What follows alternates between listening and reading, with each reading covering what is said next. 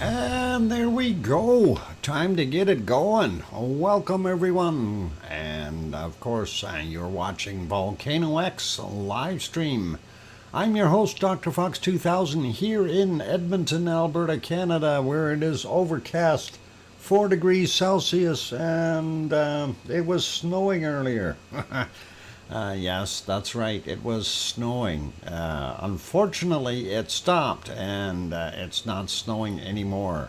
So that's what it is. Anyway, welcome everyone. I'm glad to have you all on board. Yes, Piggy, it snowed. It actually snowed, and that is horrible.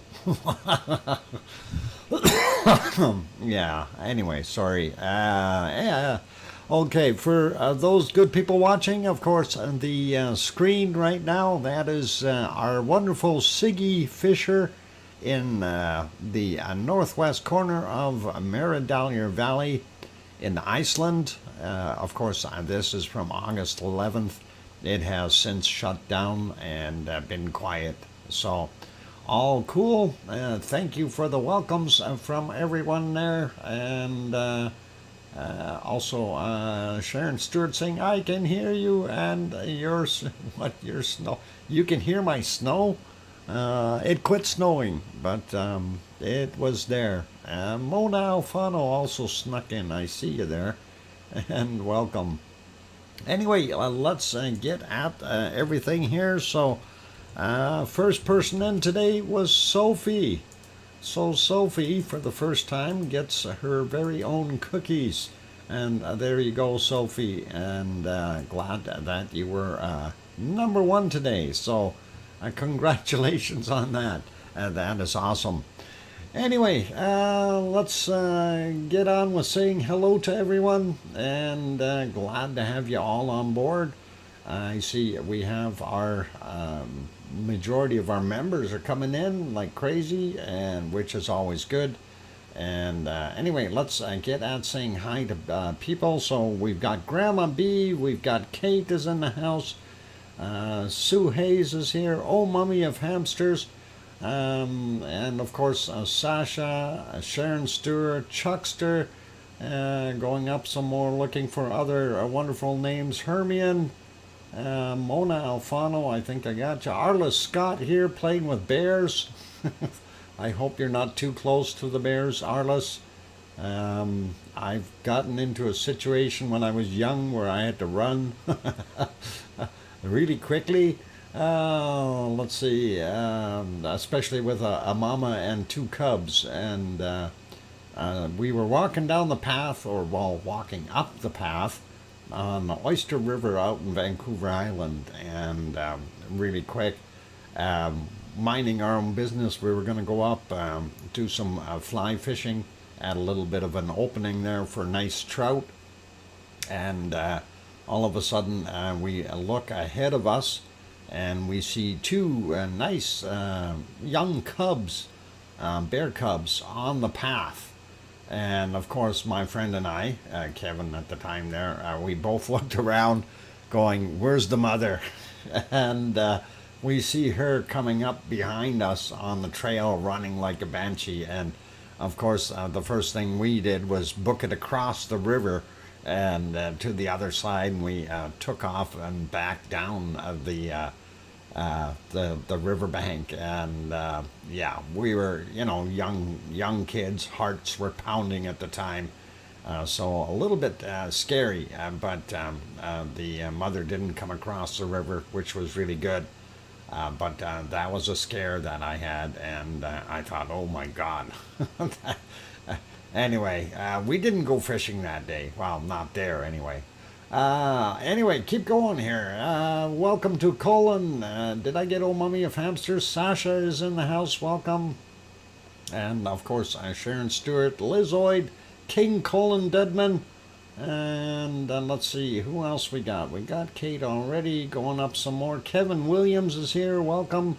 So we got Colin and Colin Deadman in here. Oh, I didn't say hi to my moderators. Welcome to my moderators, Arizona Snowman. Piggy, of course, is in the channel, so welcome, Piggy.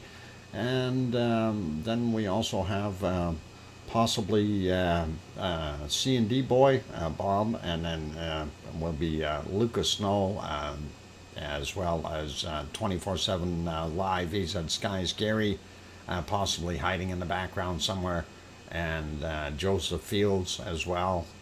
So, but they're around. Anyway, we're going to keep going up here. We got Arliss, got Kate, got Hermione, and Pistol Pete is here. Hey, neighbor, how'd you like those white flakes, eh? And going up some more, got Kevin Williams already. Mariano Bezerra, welcome, and glad to have you on board. And if you can, please try to do it in English, okay? That would be really good and easier for all of us. But welcome, and glad to have you on board. Did I say hi to OFU Lux? Flew in from Luxembourg, and glad to have you on board. And let's see, who else we got sneaking up the ladder some more, looking for more good names. Guten Abend, Dominic, and glad to have you here, Dominic.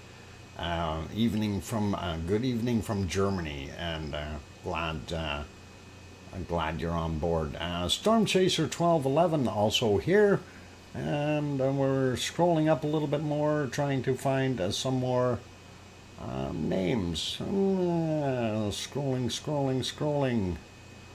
And did I say? Yeah, I did say Oh Mummy of Hamsters several times already. As well as Lizoid. Who else is there that I might have missed? And still scrolling upward here, looking for more wonderful names, you guys. And who else we got? Chuckster. I don't know if I said hi to Chuckster, but welcome. And who else? And I'm up as high as I can go. We do see Kevin Williams right at the top there, but that is already moving on. Okay, Tom Dice is also here. Welcome, Tom. And as I see C&D Boy popped in, and we did get Sharon Stewart, and she's talking to the Winky Wonky Donkey, so that must be Trevor is in the house. Welcome, Trevor. Yona from Iceland, welcome, glad to have you here. And who else might have popped in here? Just looking real quick to make sure I didn't miss anyone. And I think we're good with names for right now, so if I did miss your name, like Grandma B or someone like that, you can just yell at me. You're allowed. And I don't try to do it on purpose. If I didn't say hi to you, you can always speak up and say, hey, you forgot me. And we'll definitely respond to you, so not a worry. And very good. Anyway, lots of interesting things around the world, but nothing really erupting for us. So that is kind of one of those situations, not sure what we can do with that. Anyway, I'm going to stop our canned lava here, and we will just park that, use my magic, and see if I can just pause it. And right there, I hit the button. Okay, wrong button. All right, that's okay. We'll leave it there. We'll go to the other stuff, and we'll turn off that canned lava for now. Have a quick look at, hey, what happened there? Oh, don't tell me that thing didn't work. I had to reboot my computer earlier today, and it did a bunch of weird things, and I didn't like what it was doing, so, yep, it did too. It wrecked all my screens. So I'm going to recapture this real quick. And then we'll carry on. And there. That didn't take long, did it? And we'll get rid of that old one. There we go. Anyway, that is about 8 hours ago there in Reykjavik, and that is what we were seeing. And not bad. And nighttime shot, of course, present is this, so not so bad too. And then, of course, the other angle, really quickly here, just to have a look at it. Get it about 8 hours ago, and that is what it looked like. So overall, not a bad day there in Iceland, pretty normal, I think. And if we ask Yona, is that pretty normal? Yona will probably agree and say yes.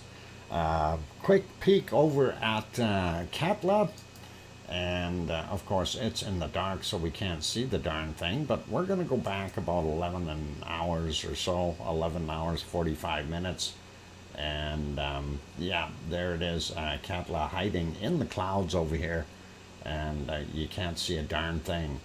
Unfortunately, so we know it's there, it's just it's not peeking out. And you know, it looked like it was raining out in that area as well. And speaking of rain and stuff like that, yeah, it got a little worse and really bad. So sometimes we got good weather in one area, bad weather in others. It happens. Anyway, putting it back to live, gonna leave it on that one for right now. We'll go over to our harmonic tremor chart, take a look at what's happening in our Fragedalfjall area first. And of course, that is where our wonderful Ragnar is, and the Siggy Fisher. We do see a fair-sized quake just after midnight, and then things were kind of on the way down. So for the most part, downward trend, and that is what we've got right now. So it's really not doing anything major there for us at our favorite volcano. And we'll take a look, though, at a few other ones. And one of the ones we want to look at, of course, is Grimsey. and Grimsey up on the other end of Iceland, and there's the Grimsey chart, and you can see it was down and up and down and on the way back up. So we'll have to keep an eye on this.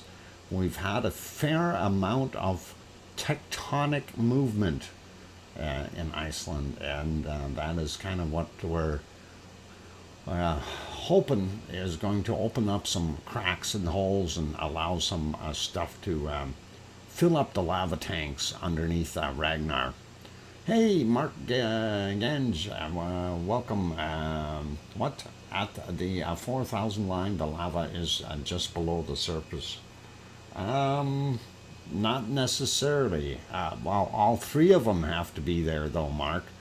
All three of them have to be there.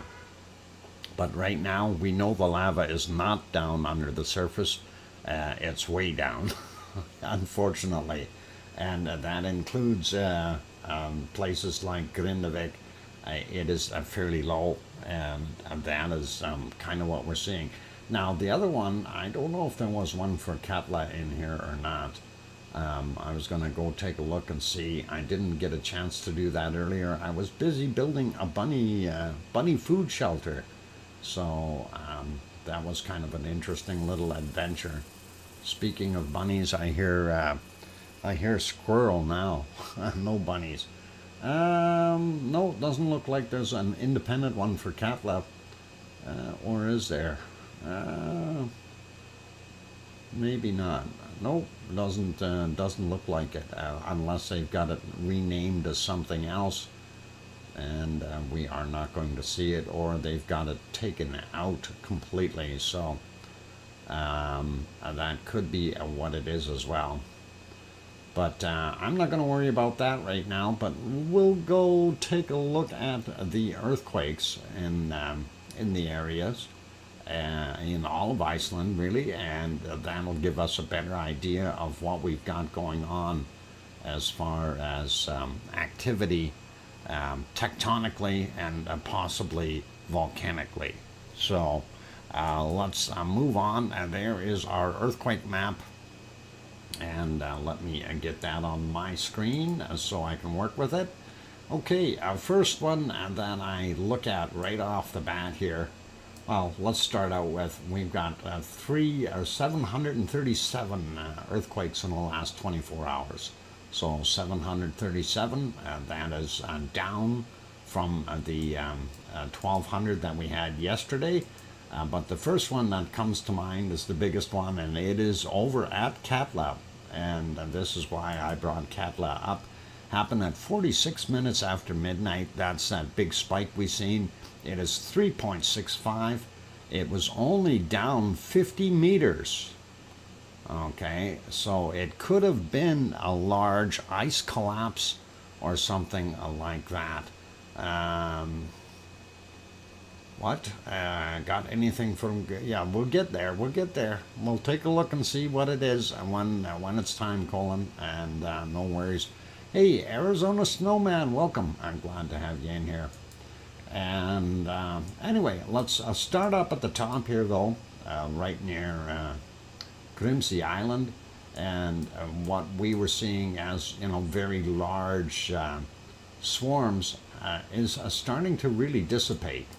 And that is kind of telling us things are quietening down a bit. 5:04 a.m. we had this 1.3, and it was 10.1 kilometers down. Let's have a look at some of these other ones here. 14:30 we had a magnitude 1.15, 10.005 kilometers down. We also had this 1.09, again 10.005 kilometers down from 3:38 this morning. Looking at some of these other ones here, 1.35, again magic number, 10.005, 11:34, and then we have this 0.94 from 10.6 kilometers down, 9:41 a.m. Going down here, 1.33, 10.131 kilometers down. That was at 5:04 this morning. This one here, also 10 kilometers down from a 1.14 is the magnitude, and 11:25 a.m. gives you a pretty good idea. Those aren't coming up or causing any danger to anything. This one's deep as well, 10 kilometers down, 1.27 in magnitude at 6:19 a.m. Then we have this one here. It is a magnitude 1.33. Again, 10 kilometers down, and 23:57 was the time on that one yesterday. We also have this one at 1350, 1.3, and that is only 300 meters down. So it got really shallow from there to there. Let's see what this 0.4 is doing. It is, again, a little bit deeper. 0.4 in magnitude, 5.2 kilometers down, 7:57 this morning. And that kind of takes care of that central area. Now we're getting down a little bit more. These are, again, different values of depths. This one is from, what is it? From 1320, there we go. 1.44 and 10 kilometers down for him. This guy 1.2, and that is only 2.9 kilometers down from 1617. And let's see if we can split those two apart. There we go. 1.54, 9.9 kilometers down from 2:28 a.m. And what else we got? We got the other one underneath there. Let's try splitting those up. Oh, that's even bigger. So a 1.83, 10.111 kilometers down, and it was at 2:24 this morning. So makes you wonder what all those are about, but very deep. This one 0.7, 5.2 clicks down from 1332. The 1.06, again 10 kilometers down at 10:50 a.m. And looking at some of the other ones here, a little closer to Iceland itself, and that is 0.59, 10 kilometers down, 8:03 this morning. And whoa, this is even deeper, 20 kilometers down for this 0.7 from 1353. What about this 0.7 over here? 5 kilometers down, 1331 was the time on it. And here we go, moving into that same area that we had that massive cluster yesterday, and it is still doing quite a bit of that. Let's take a look at Astja first, though, and that is a little bit more scary here because that is 2.53 in magnitude, 3 kilometers down at 16:34. And I hate to say it, but that kind of worries me. Okay, 0.4, 2 kilometers down, 1924 for that guy. This one here is a 1.3, 1.8 kilometers down, 2017. We'll look at these stragglers. 0.4, 4.8 kilometers down, 4 a.m. for that one. 0.3, 5.1 kilometers down from 1653 for him. So, and that kind of takes care of our Astja area. Now let's go look at this mess. There is just so much all in one spot. You would think that there would have to be an eruption happening in here somewhere. And, you know, again, it depends on the depth and depends on what's underneath there. And as we looked before, there is no volcano directly underneath this, and this is the weird part. And so let's take a look at some of these and see. The biggest one that I could see out of here, 2.67, 4.1 kilometers down, 6:23 this morning. And let's just pick some randomly here. 1.99, 3.4 kilometers down, 8:56. And then we've got a 0.45, 4.2 kilometers down, 33 minutes after midnight for him. 0.6, 4.2 kilometers down from 1855. And then we've got a 1.03, 3.9 kilometers down from 722. Another one over here, 7.4 kilometers down for this magnitude 1.92 from 1456, and lots more new ones in here, but we're not going to go through all of them. I just want to check some depths. This one is only 500 meters down, and that is a 1 in magnitude. 2122 is the time on it. What about this 2?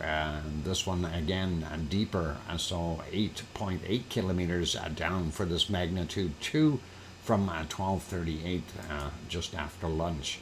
What about the other ones around here?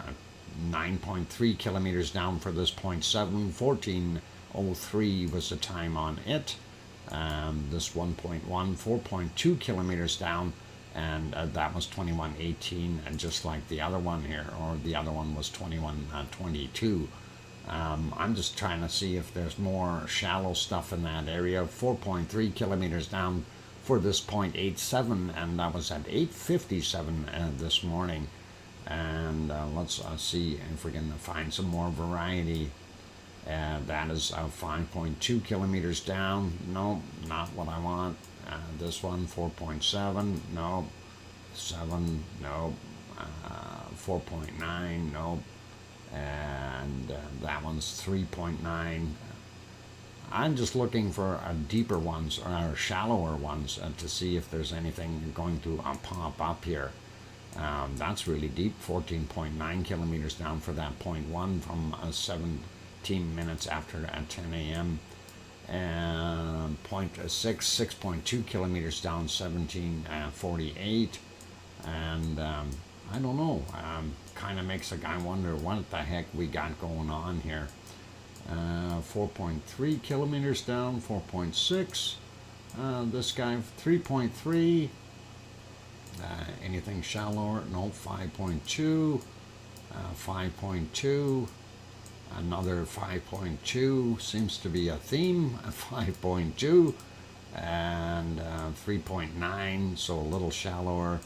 That one a little deeper again. 7.4. And it really makes a guy wonder what the heck is going on there. This one is 10.4 kilometers down for that 0.71. But you see how many there are just in one general spot. And really, really makes you wonder what is happening underneath there. So we're still not seeing anything that is really, really coming up. The lava workers having a centennial rave underground. So it's a rave going on underneath here. I get it. Thanks, Trevor. And that was important. I wasn't aware of that. Nobody invited me, so. Anyway, we will definitely keep an eye on this area, as well as Astja. That 2.53 could be somewhat scary. Let's carry on with looking at some of the other ones. Out here by Bartabunga, we have this guy, 0.83, 566 meters down from 1415, and sliding down and taking a look at right around Grimsvatn. We have this 1.1, 5.2 kilometers down from 1535. We've got a 4.0 or 0.40 from 4.9 kilometers down, 2243, brand new or very fresh. This 0.2, 6.3 kilometers down. And then we've got from 2:40 a.m., 0.93, 10 kilometers down, or 10.3 anyway. And this other one is a newer, fresher one, 1812. That is a 0.9, and it is 7.2 kilometers down. So I don't think that's going to show anything as an imminent eruption. Those are fairly low, and there's not enough activity there to really show an eruption at this point in time. Some of the other ones in the area, this 0.2, 8.5 kilometers down, and that is from 2108. Looking down here, we've got a 0.1, 5.2 clicks down, 8:46 this morning. That 0 is a 1.1 kilometer down. That's kind of odd, but it's 1:57 a.m. And of course, we were looking here at this very large 3.65 at Katla, and 135 meters down. Really does make you wonder. We do see others in the area here, 0.5, 500 meters down for this one at 1705. And then we are seeing this one 1.36, 135 meters down. What was the time on that? 55 minutes after midnight. This 700 meters down from 1527. This one here is 0.69 from 1:55 a.m.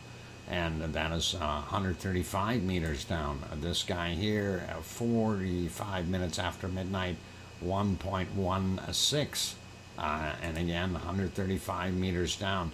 So whatever is happening there is happening fairly close to the surface, and that could be an indicator that we've got more heat coming up and more stuff collapsing.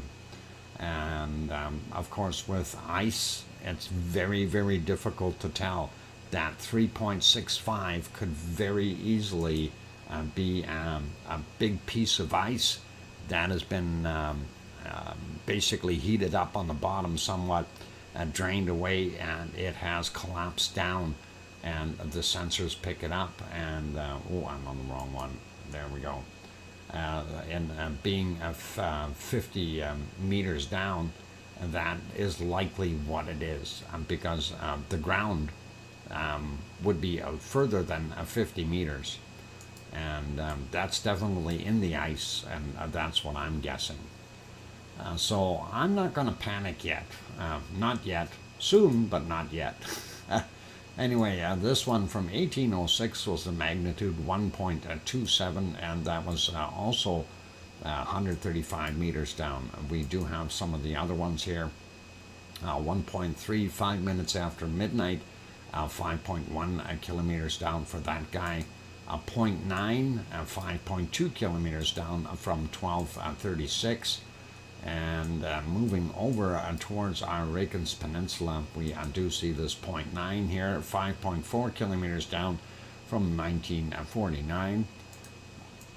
And we've got this 0.7 here, 1.1 kilometers down. We are very familiar with that area. We do see a lot of quakes right there on that little peninsula. This one looks like it's right on the highway, or maybe in the ditch. Was Irish Monk out there driving around?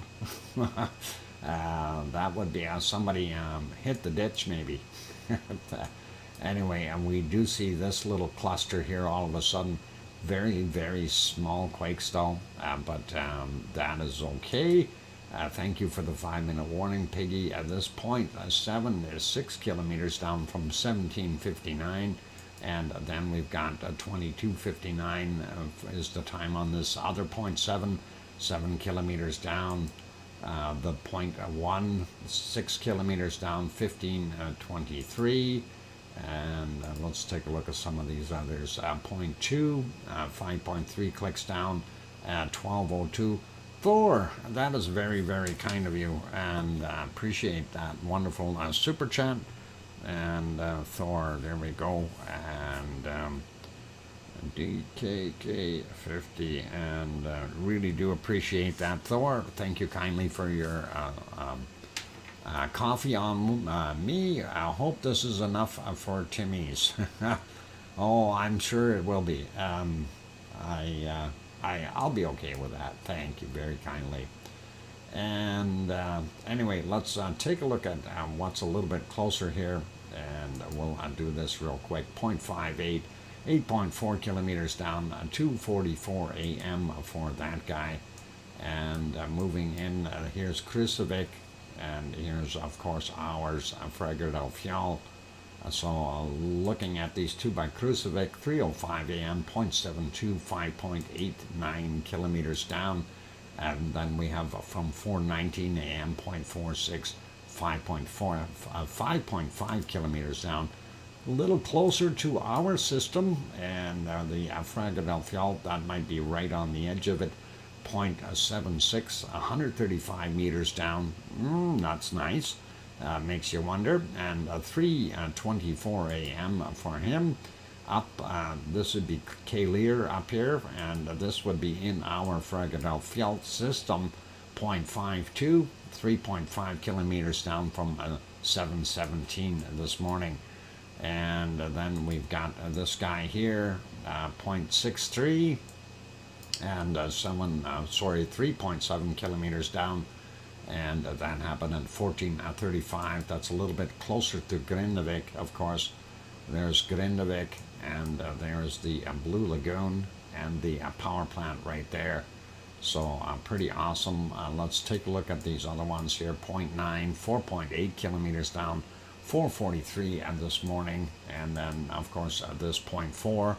3.6 kilometers down, 12:36 this morning as well. So, 12:36 is the afternoon actually. Never mind morning. Yeah. Looking at those, so that's not going to have any eruptions there. And we do look at this little swarm here, if you want to call it that. A few of them anyway. 1.6, 6.9 kilometers down from 2048. These are all fairly new here. At 2009, we had that 0.4, 5.9 kilometers down. Then we had at 2312, 0.3, 6.4 kilometers down. A 1.1 at 9 kilometers, or 8.9 kilometers down from 2003. 2003 also had a 0.1, a 1, 7.2 kilometers down. Let's try this one. 0.3, 6.3 kilometers down from 2314. 2209 for this 0.3, 5 clicks down. Another 0.2, 6.3 kilometers down on 2319. 2129 for this 0.2 and 6.7 kilometers down. So nothing really major out there, and we have two more little ones, and this is where we had that major event happen before. And let's just have a look here. 0.6, 5.4 kilometers down, and that is from 2019. The other one that we've got is a 0.7, 17.4 kilometers down. That's really deep, from 1936. So that kind of gives you a pretty good idea of what we've got going on in Iceland as far as seismic activity. And with what we were seeing, a majority of it in the last little while here. 2 minutes will do, Piggy. Thank you. Actually, a minute now. And anyway, most of it. I'm drawing it up as tectonic, that it is rather than magmatic, and that's basically the plates are shifting, and of course with that we could see, it's shifting in the right direction, which would allow some magma to start coming into some of the magma chambers, and that is really what we want to see. Anyway, it is break time, so for all those good people here, if you have not yet hit that like button, by all means give it a quick bop, and you are more than welcome to hit that and help us out. We're trying to hit 100, of course, or over, and also want to throw in there, if you haven't subscribed yet, please do consider subscribing if you feel we've earned it. And on that friendly note, I'm your host, DrFox2000, here in Edmonton, Alberta, Canada. I am going to go take another little bit of, my first break, and we'll turn some canned lava on here if we can get that playing, since I had to redo that. So let's hit the play button on that, and we will get the music going for you. Don't go away, lots more show to come, and keep smiling, play nice in the lava. And don't stand too close to that. You're going to get hit with tephra. That'll hurt. It's hot. I'll be back in 5 or 6 minutes. Don't go away.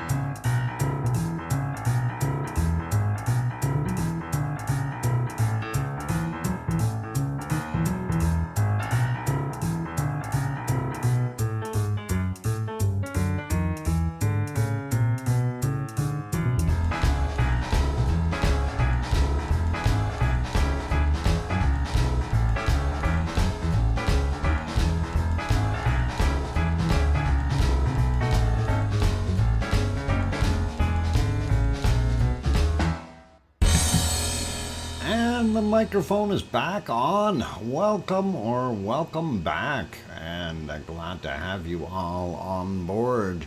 And welcome back to the amazing weather creator houses, Dr. Fox.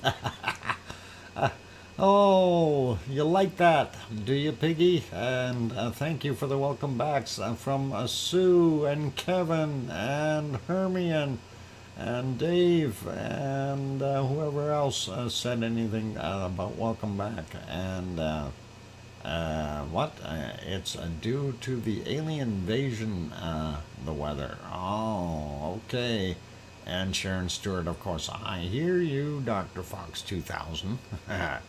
Anyway, a lovely lava coming out of that volcano. I wish I would have been there to see it myself, but that was pretty awesome.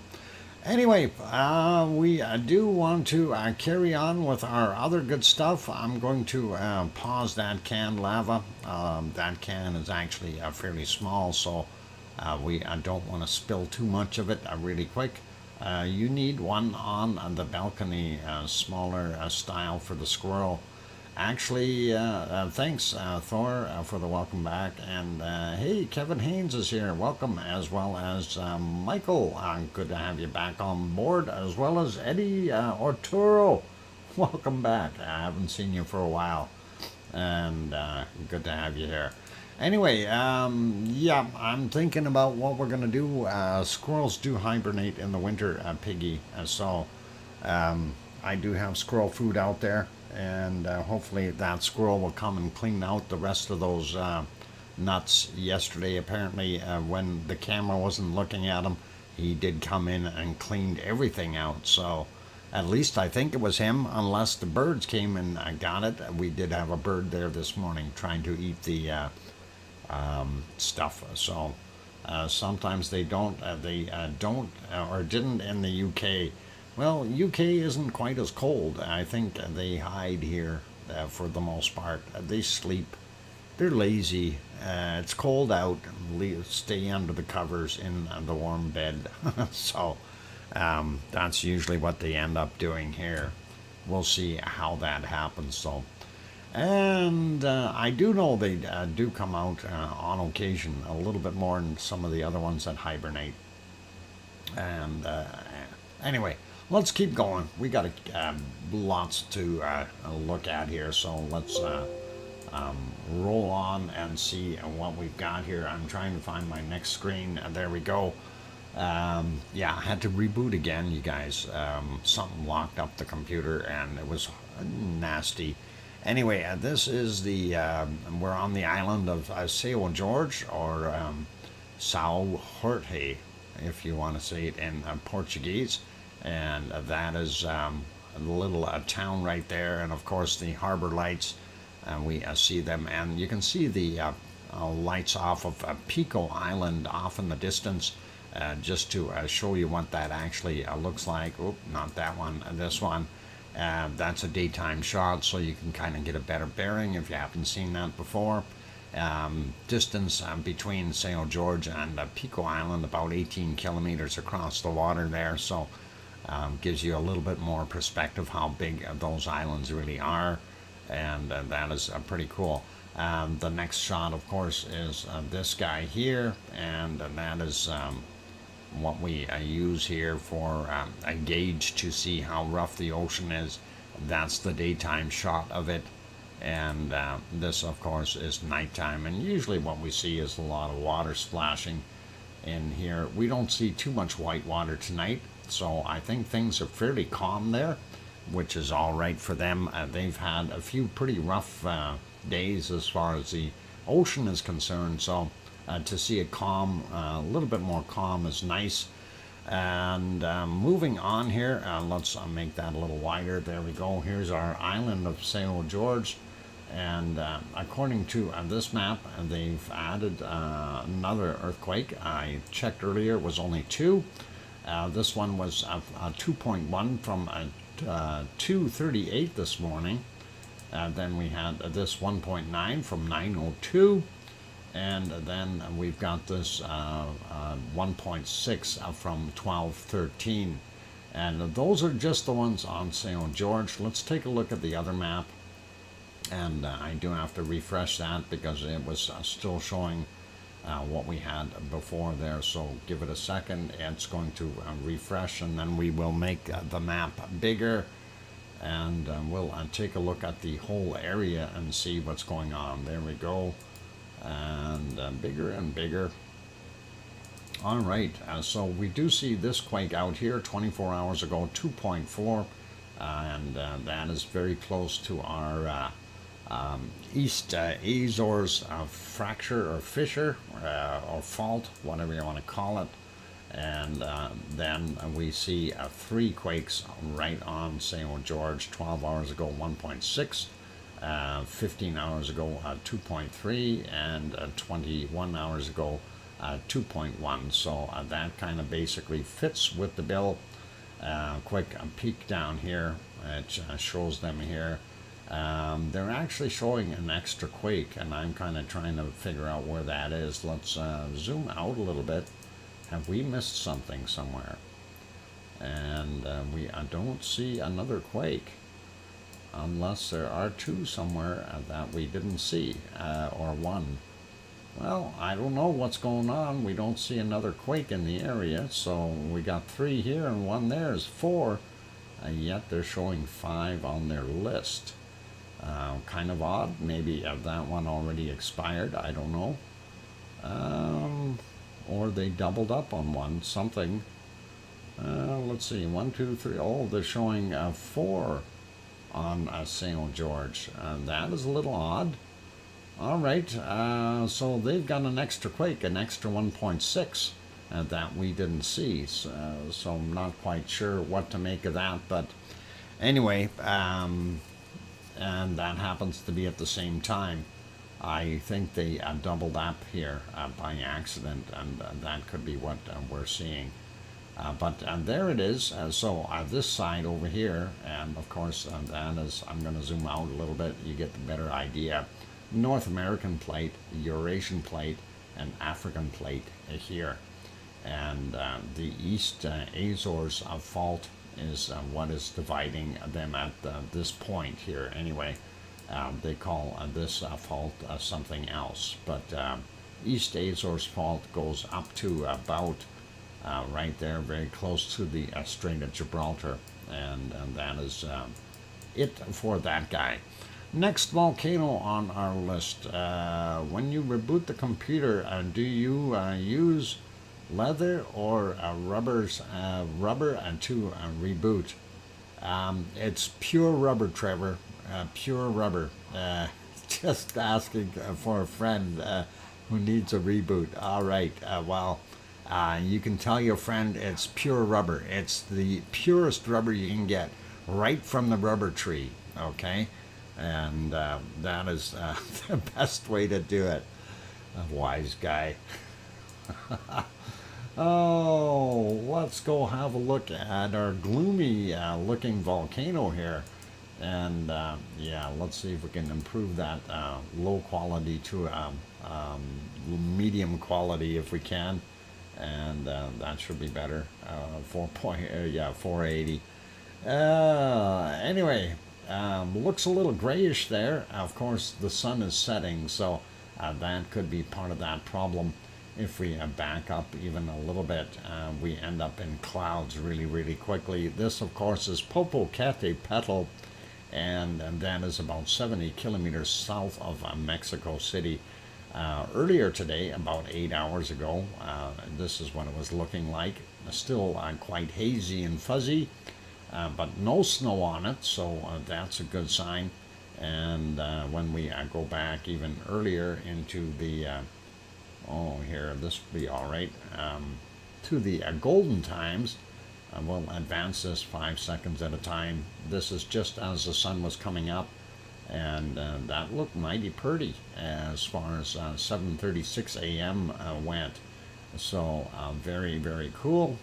The sun was hitting that very fuzzy looking volcano, and that is at 7:38 a.m.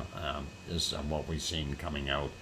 and that dissipated, but for the most part, it's still continuing to be fairly active. It did have another decent plume come out a little while later. 818 was that one, and as you can see, it's going pretty much straight up. So we're very stagnant as far as the wind is concerned, and the stuff just hangs there. And I think this is why we're seeing such a hazy picture, because the wind isn't blowing, it's just hanging in the air, and that's what we've got there. Again, going ahead 5 seconds at a time to give you a little bit more of an idea of what it's like. And that's kind of what we were seeing there at Popocatépetl today. Then for the most part, it rinse and repeat a few times with the pluming. And there's another one, and that one looks like it actually had a little bit more gray material in there, darker stuff, a little bit more tephra and dusty ash and everything else. So and of course, you take a look at the volcano here, you can actually see that it is covered in a fairly fine material. I wouldn't want to stand on that. You'd probably slide right off that thing really, really quick, and create some kind of a volcano ash avalanche. That wouldn't be a very good. I wouldn't go up on the top of that anyway, but that's beside the point. A little later, it did get a little more breezy, and you do see some clouds in there, but still very hazy for the most part. And then it went into the clouds around noonish. And this, of course, is what it is right now at 6:50 p.m. their time there in Mexico. And that is what we're looking at right now. So it is throwing something out, but hard to tell because everything is just kind of hanging there and not letting us see too much. Here's the other angle of it, and again, it had various times where we can see differences here. Let's back that one up just to have a quick peek, and that one's fairly low quality too. Why does it cut me back in quality? I mean, it's already only coming in at 480. Why does it want to put it back to 240?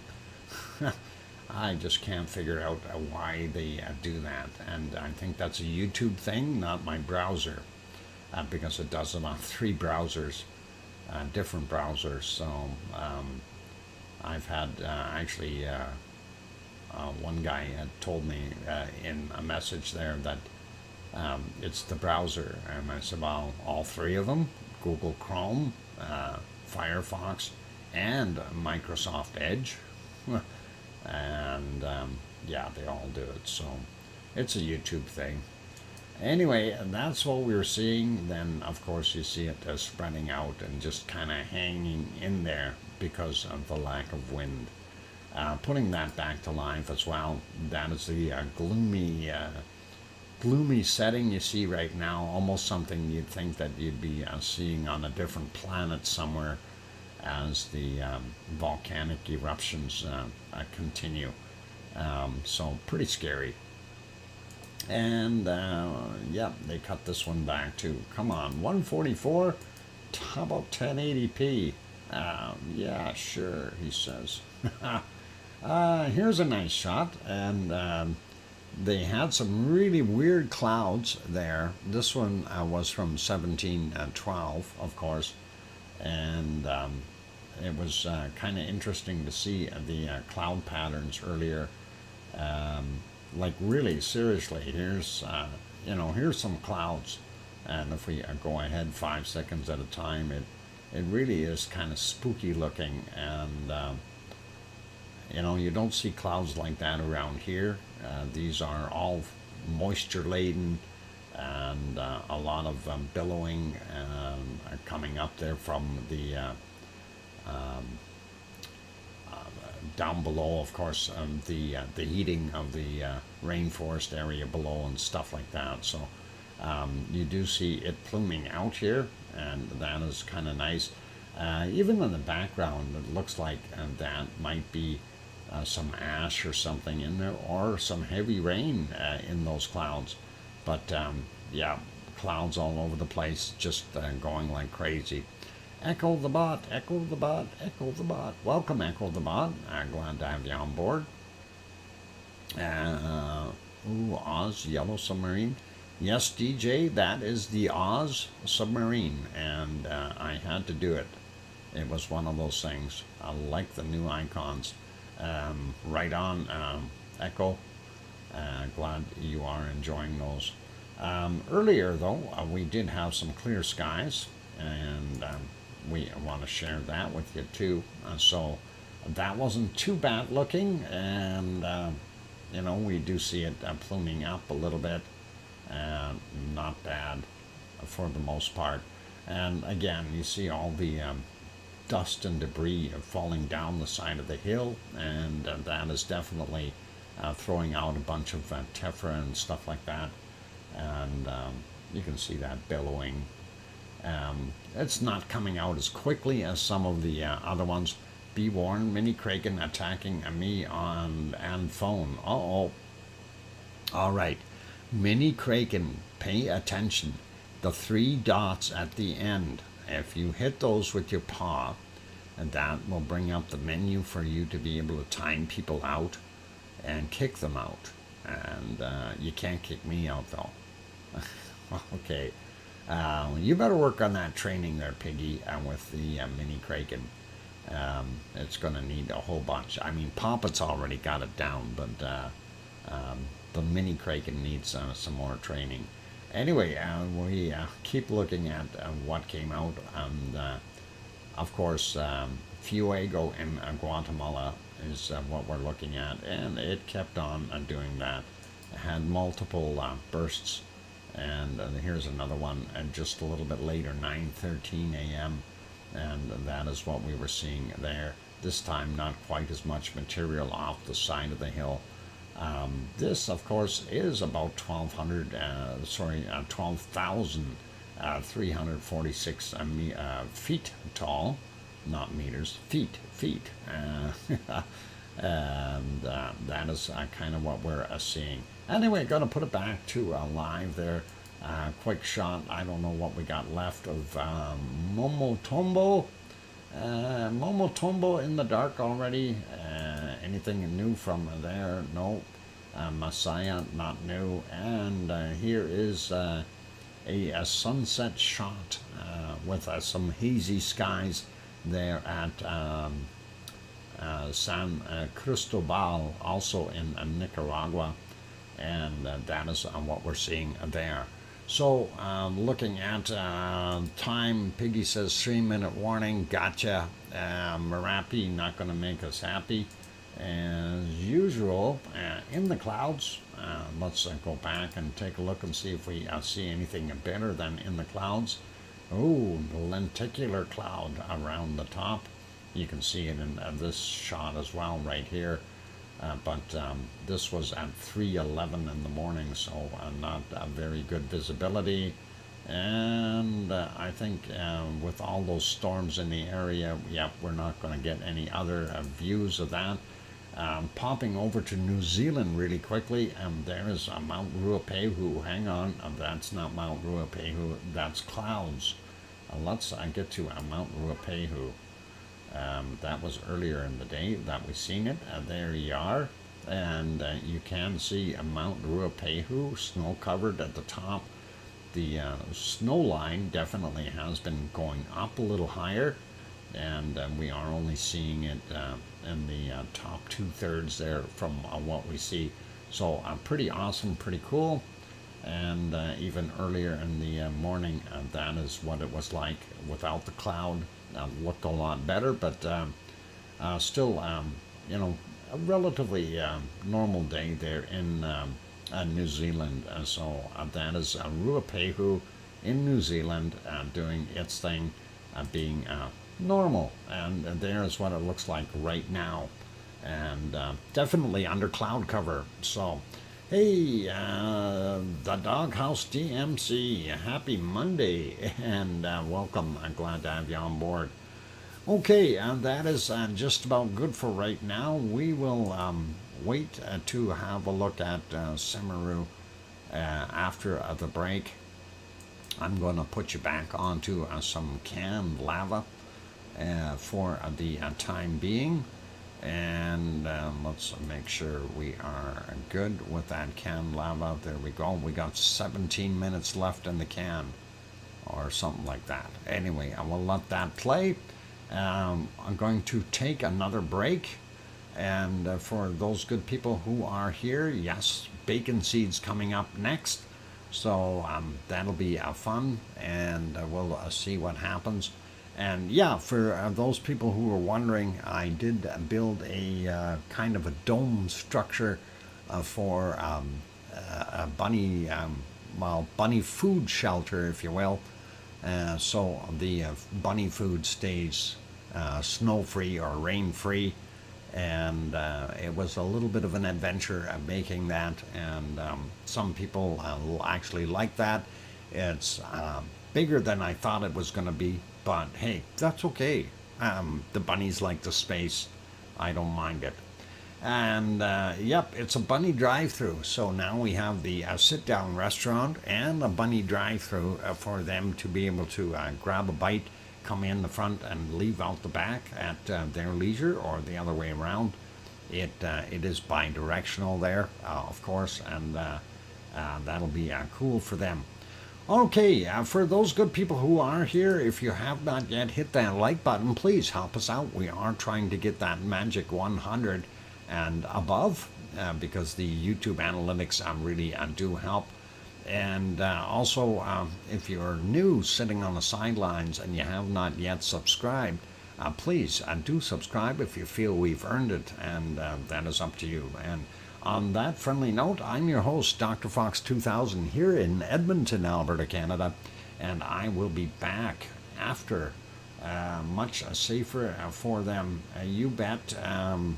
It is Arizona Snowman. It's a lot safer for them. Anyway, gonna go for that break. I'll be back, you guys. Here comes some more tunes, and don't go away. Bacon seeds coming up next.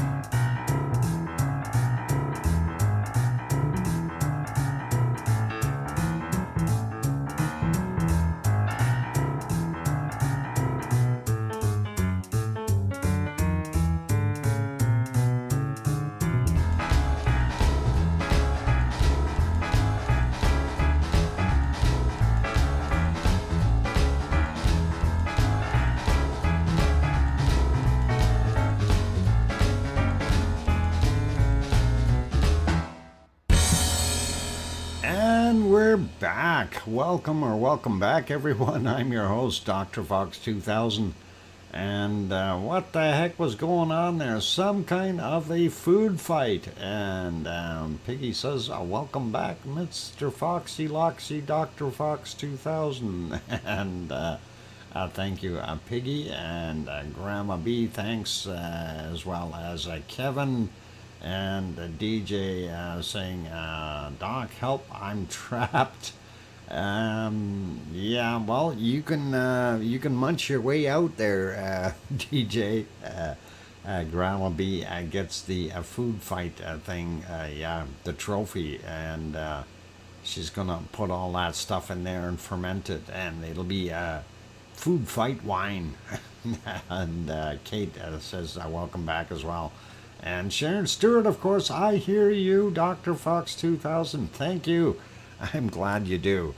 And that is letting me know that I'm getting through there. What a food fight. I never saw one. Oh, sure, Piggy. I seen you ducking in your sty while that was going on. Anyway, let's park our bacon. No, hang on. Park our canned lava. Hit the stop button on that. Ooh, what happened? Oh, I'm supposed to hit pause, not stop. Darn it. That's okay, though. Let's go over. And speaking of food fights, that poor Piggy got in the way, and he got nailed with something during that food fight. Oh, hang on. That was from yesterday. Anyway, he started it all, didn't he? And that is it. Let's see what we've got for bacon seeds for today. That was the last one from yesterday. We didn't do nothing. And this other one says, keep pulling, I'm just about out. And yep, he's pulled the little pink one there, is trying to pull him out and help him out of that pumpkin. They must have just finished carving it from the inside, so pretty cool, and I like that. It's a nice picture. And next one, and there we go. Shh, be very quiet, he's sleeping amongst all his friends, and it's a pig pile. And there you go. They are snoozing. Gotta love it when they snooze. Next one is this one. A nap attack. Crunched down right there, and definitely sleeping away with a smile on his face. That was me last night. Oh, I can believe it, Piggy. Definitely looks like a happy nap. And that is all right. No worries. And Piggy, don't feel bad if you need to sleep. By all means, you need to sleep. That's all there's to it. Let your body actually get some sleep, and that is what we want, right? And anyway, if you can't be in the stream during the time that your body says sleep, go sleep. That's more important. We can manage, and that's not a problem. Anyway, next, bacon seed. Oh, there's a whole bunch of them, and they're happy-looking little fellas, and they're spying. Those little ones, the black ones with their little snouts there, they kind of remind me of Halloween piggies, and kind of like bats or something. I thought that was kind of cute. But they are definitely nice. Piggy family. Yep, lots of them. 7 on there. That's kind of what I counted. 3 black ones and then 4 pink-headed ones. So pretty cool. Next, bacon seed. Oh, here's a whole bag full. And looks like there's only 6 in this bag. But still looking pretty awesome. And they're all looking up at the camera, which is really, really kind of cute. Gotta love it, you guys. And that is a nice shot. So, really awesome. Pig pile of sorts. Yep. I'm putting all my pigs in a basket. Yeah, don't put all your pigs in one basket. You'll end up. No, never mind. Uh, anyway, our last bacon seed for today is this one. And of course, that one is. Oh, he's got a hot chocolate with a marshmallow in it. Num num num. That is hot chocolate with a marshmallow. The lucky little piggy, and that is awesome. Gotta love it, you guys. D4 me. Oh. Anyway, that is the last one. That looks pretty good. And let's have a look at our, yeah, Piggylicious. We like it. And next is, of course, some of the carvings, and that one, of course, was the last one from yesterday. We only got the 4 new ones here today. And that is a pretty good shot of a, and I'm not sure if that is a deer or an elk. Looks like an elk with multiple points on the antlers here, but that looks pretty darn good. And it is a deer, oh dear, and that is pretty awesome. Next one is this one, and that is a skeleton face, and a very art type skeleton face, and that looks pretty cool too. So really neat, and gotta love it. Sugar skull, is that what they call it? A sugar skull? Yep, I guess that is pretty bizarre, though. I'm surprised they were able to get all that working like that. So very cool. And next carving is a little bit of fun. I think somebody is having a hard time there. This requires some parental guidance. Anyway, yeah, all in fun. It is really a little bit of cannibal, yeah, cannibal pumpkin, and that is kind of neat. When I seen that, that's as bad as the one that was eating the leg, and that's all good. Let's see, Piggy, you seen the pumpkins I carved? No, didn't. And here's our last one for today, and that is a beautiful shot of a couple of wolves howling at the moon in their pumpkin carving. So that is really cool, really awesome, you guys. I gotta love it, and very nice to see that. And let's carry on with the rest of our stuff here.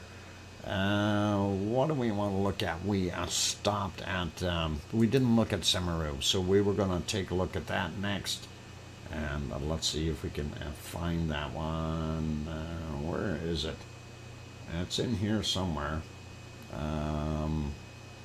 Alright, it's got to be the one with green. There we go. And that is what Semeru is looking like right now. It looked a little bit different earlier. They did have some better visibility, as you can see, and there's your caldera up top doing its thing, and of course the spillway. Clouds were moving in, and let's see if we go back a little bit more here just to see what it looked like, and that gives you a pretty good idea of what it was like there this morning. Not seeing any heavy glow out of there, but if we go back to the nighttime shot 3.5 hours ago, that is what we were seeing. So about the same as yesterday.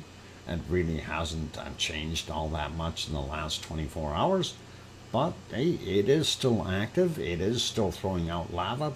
It definitely has a little bit of bacon there, which is really, really good. And, that's nice to see. And if we go back a little bit more, I'm just kind of scanning across here looking for where there might have been a little bit of extra plumage, and they were zoomed in a little bit closer to the caldera on these other shots, as you can see on that bottom screen, and that looked not too bad at all. A little bit of lava in there, and I wish there was sliding down the hill, though. I'd love to see a red hot lava coming all the way down, but unfortunately we don't see that. Just not enough output from Semeru. It's too busy throwing bad gas out, and we're backing up a little bit more in time here just to look at what it was like. And there we go, a little bit further back. This is already from 10:35 p.m. their time yesterday, and then we get into some clouds prior to that. So that's kind of what we are seeing there at Semeru right now. This is up to date right now picture, and that is cloudy in the dark. Well, daytime, but very, very cloudy. Nothing else we could see there. And trying to see nothing there from our Indonesian volcano monitoring guys, which normally show Krakatau, and it was doing things as well here. I thought I had something on that.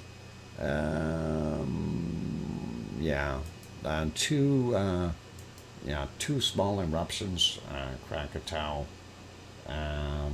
Trying to get that on the screen. That's kind of what they had there, and that, I don't know, don't see a heck of a lot going on there, but that's what we've got. And of course, this particular website is volcanodiscovery.com, and you are more than welcome to go there and have a look at these things as well. And thank you, Sue Hayes, for that one. And we'll go back to this and pop over to our next volcano. And of course, it is frozen for right now, but we'll unfreeze it. And there we go. And let that bird fly. We can see him as he's going away. And this, of course, is in Japan, Sakurajima. Sakurajima seems to be a little quieter today. If we go back even an hour, it was almost completely quiet, and nice to see that. Really, they've had a lot of activity there in the last little while, so to see it being somewhat more sedate is probably nice for the people in Japan, at least down in that area. And that was this morning so far. So that is what we were seeing when we go back during the night. This is about 5 hours ago. We do see that it did have a little bit more off-gassing. We can see the stars up top there, so skies were not bad. 6.5 hours ago was this, and really can't see too much. I'm trying to see if there's actually a glow in here, and it's kind of six of one, half a dozen of the other, whether that's glow or from the light hitting it. So hard to see if we go back about 8 hours in total. Again, very dark in there, so I really can't tell what the heck is going on. Going to put that back to live. This is what it is right now. Quick peek, our ice cream boat left. Darn it. And we don't have an ice cream boat sitting here at the docks. We'll have to come back and get one later. Close up on the caldera or crater is not working today. It's been buffering for the last 4 or 5 hours. And moving on, this of course is our Aso-san is doing not too bad today. A lot better visibility for us for the most part. we do see that it is continuing to steam quite heavily, and of course, with all the bad weather, of course, that brings a lot of moisture and water into the caldera, and that caldera is very similar to a Taal, where it actually holds water and it heats it up and allows it to steam off. Every once in a while, we get an earthquake. It'll crack the floor of that caldera, and that is when we end up seeing some of the water. Well, we don't see it, but the water goes down in to the magma chamber, or the hotter areas. And of course, the volume of steam in comparison to water, steam is about 100 times as much volume. And wow, a rare clear day there. Yeah, it is. We've had a few. You can probably count them on your fingers and your toes over the last year, but there have been a few. Anyway, the thing is with that, it is, if the floor plating cracks open, we get water into the magma chamber, turns to steam, or flashes to steam as it hits that magma in the hot chamber there, and of course then you get explosive eruptions. That hasn't happened for a while. But that is something that can happen with this particular volcano very easily. So if we get big earthquakes there in Japan, this guy could erupt if the plate or floor plate in that caldera cracks open, and you could have a big boom, and a very big boom. Or a bunch of them consecutively, as some water trickles in there. The first explosion will make the hole a lot bigger, and then the second explosion will be followed right after that, once the water comes back into it, and repeat kind of thing, and it goes boom, boom, boom, boom, and that is what we've got. Anyway, let's see. The other ice cream boat did not come in yet. Nope, darn it. All right, let's see what we've got over at Taal. And speaking of Taal, there it is. Taal looks very quiet. Why? Let me see if I can get onto that screen. And yep. Oh, hang on. That's not right. This is now that I see that, it's not live. Let's go get a live one. Let's see what it looks like. I was going to say, hang on, it can't be full daytime there yet. And Meow makes commercials. Oh, how about a Walmart commercial? And your video will begin shortly. And there it is. There is a little more like it, and that is Taal right now. And you can see the rain clouds moving through, and literally you can see that rain coming down. We do see the volcano is off-gassing or steaming in puffs. And DJ Puff the Third, are you doing the puffing there? It definitely looks like different puffs, and kind of makes you wonder, why is it puffing? And meow, meow, meow. Yeah, meow. Anyway, sorry I had to do that.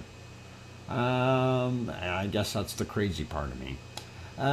Yeah, lots of rain, unfortunately, and that is the way it is there. Moving on, let's go over to Yellowstone National Park.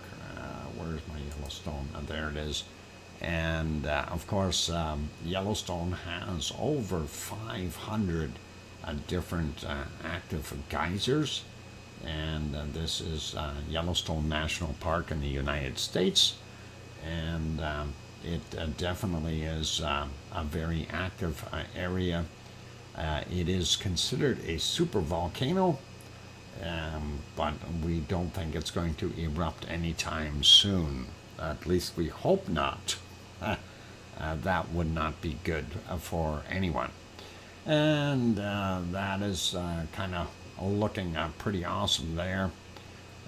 Quick peek into Hawaii, and of course because I had to reboot my computer this morning, I lost all my really good pictures that I had in there. But this of course is the lava pond that's inside the caldera here at Kilauea, and we do see some drain areas here where you see the lighter lava, the glowing red lava caused by the gas bubbles. As the lava drains down and out, the gas bubbles bubble up and break the surface material, which is just crusted over not too long ago. As that flows in from this end, the lava tube is down here, and this is where it comes in, and it makes all these funky designs. We see the level is still quite low, 2 to 3 meters lower than the edge, and it has been there for quite some time now. Refreshing that picture to current, this is what it looks like this right now. Well, 16, that'd be about 10 minutes ago, 13 minutes ago, something like that. Not bad looking, but again, you can see the patterns have changed in here. Some open lava visible as the thing is cracking around the edges a bit, and the draining as well. We do see a little bit here in the toe area, which we haven't seen for a while, so that's pretty cool. And looking at our next one, this of course from just now as well.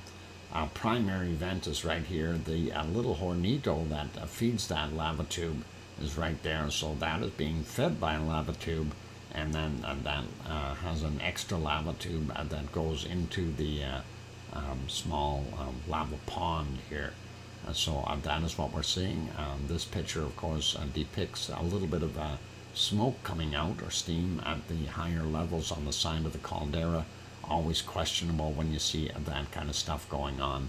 I don't know if that is. This definitely looks like some off-gassing over here as well. Looking at it from the other side of the caldera, from over here, is this shot. And we'll make that a little bit bigger. Actually, I want to see, yeah, that is fairly current. And there's Pig Island, of course, and there's your lava pond, the toe area, primary vent right here, the little hornito smoking from about here. We don't see much coming out of that little smoke vent that they used to have at the end here, and I think that's because that lava level is so low in the actual lava pond. Not seeing so much smoke on the edges either as of late. So that is telling us that it is really a reduced level in there, and that's kind of what we've got. I just want to double check. Yeah, this is about 20 minutes later, so same kind of thing. A little bit better view, but still really hasn't changed any. Taking a quick look at the thermal, and it is a break time. We're going to do the thermal, and then we'll go for the break. Primary vent there, there's your little hornito. Lava tube would be underground there. Toe area, a lava pond, and you can kind of sort of see the darker area up here. That is actually a lava island, cooled lava floating on top of the lava / magma that's underneath it. Let's refresh that. This is the current one. Looks pretty much the same.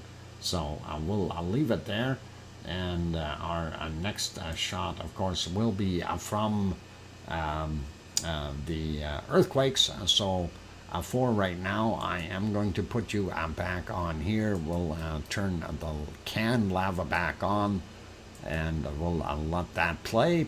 So for all those good people who are here, if you have not yet hit that like button, please help us out. We are trying to get over that magic 100 number. You're more than welcome to do that.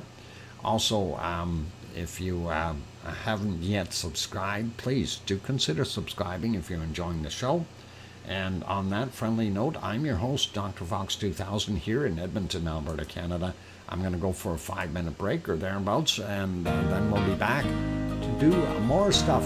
So don't go away. Keep smiling and play nice in the lava. Thanks.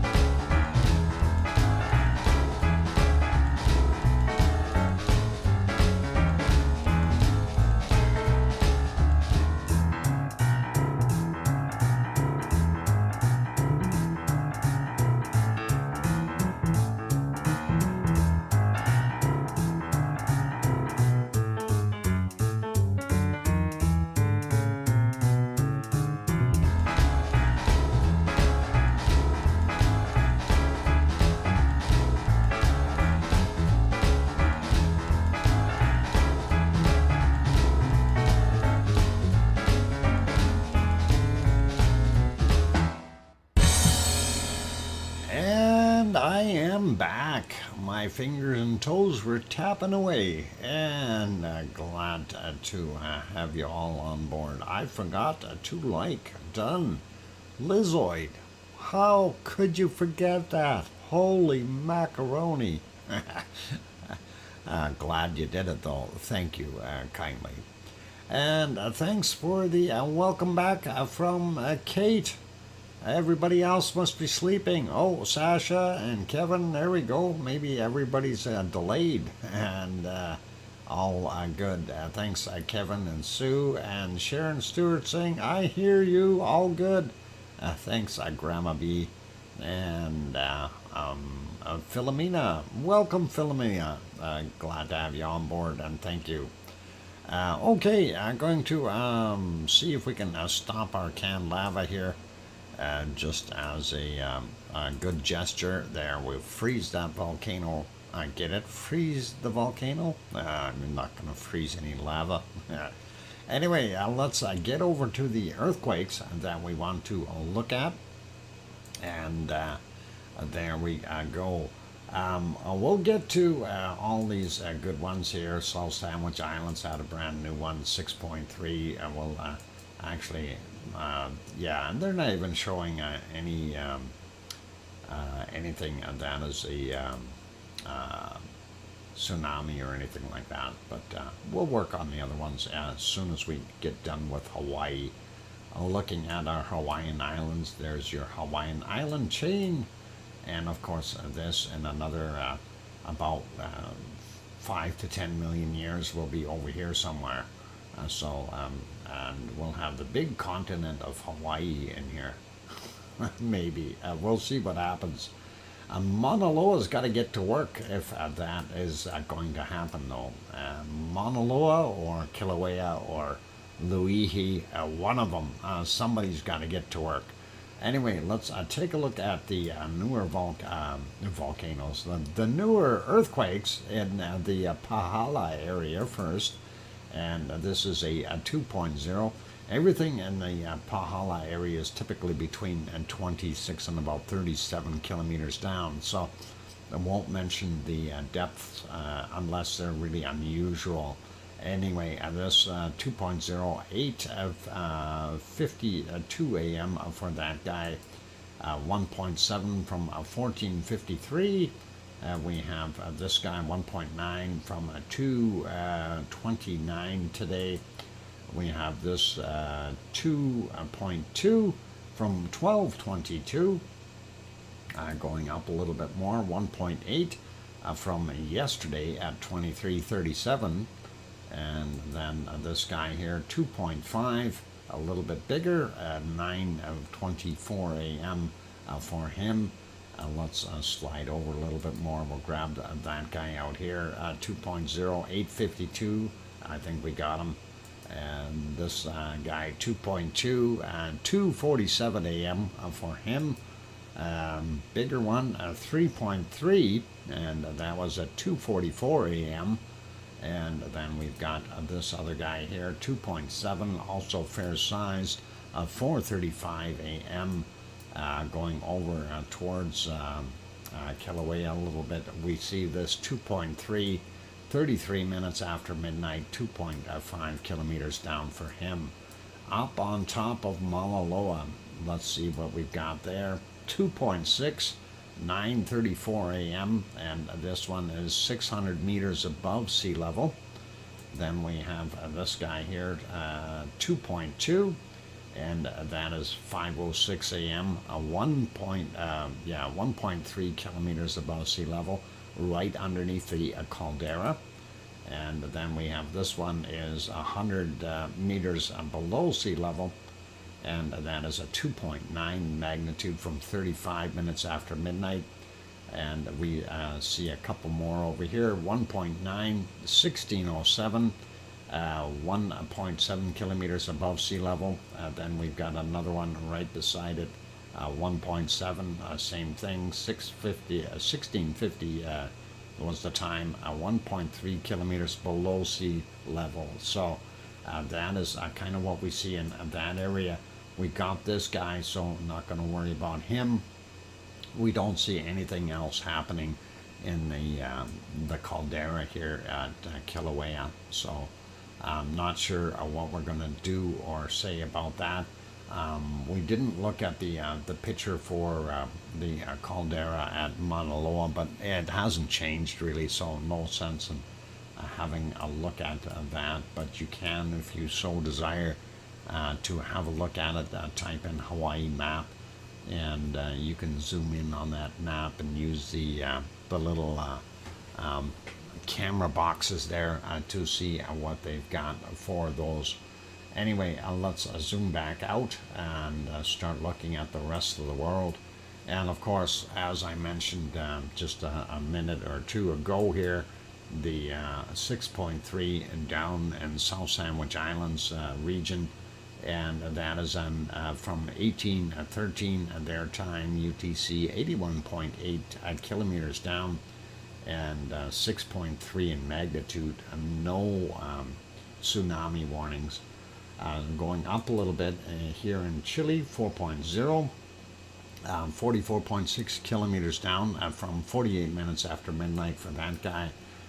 Going up into, is that Peru or Ecuador? That's still Peru. 5.0. Yesterday's at 2304, 126.3 kilometers down. And we see another one here near Panama, 4.6. 10 kilometers down, and yesterday's at 2340 as well.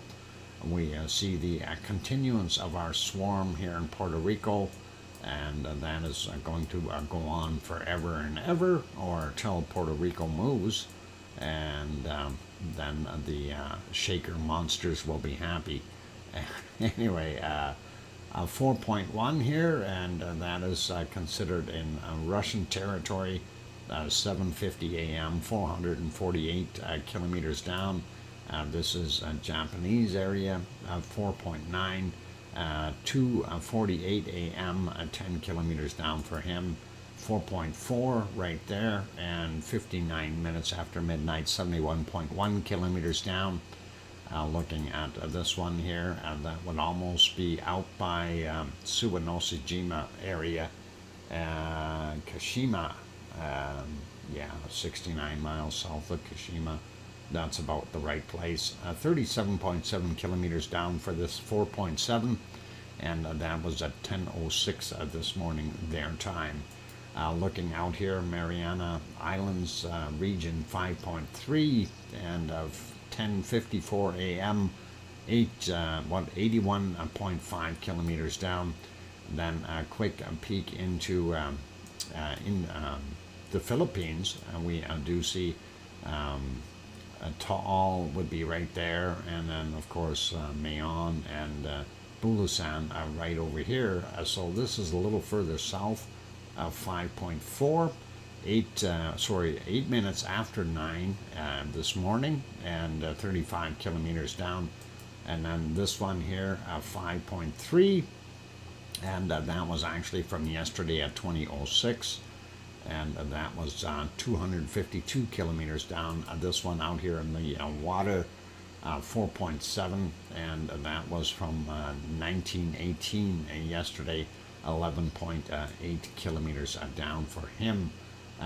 This guy close to Leolotok, Timor-Leste, 4.7, another quake in that same area, 10:06 a.m., and that was at 147 kilometers down. And we'll grab these other ones over here. This would be Solomon Islands, 5.1, 9:09 a.m., 129.2 kilometers down for him. Fiji area, 4.3, sorry, and 1:45 a.m., 552 kilometers down. And where are they calling this one?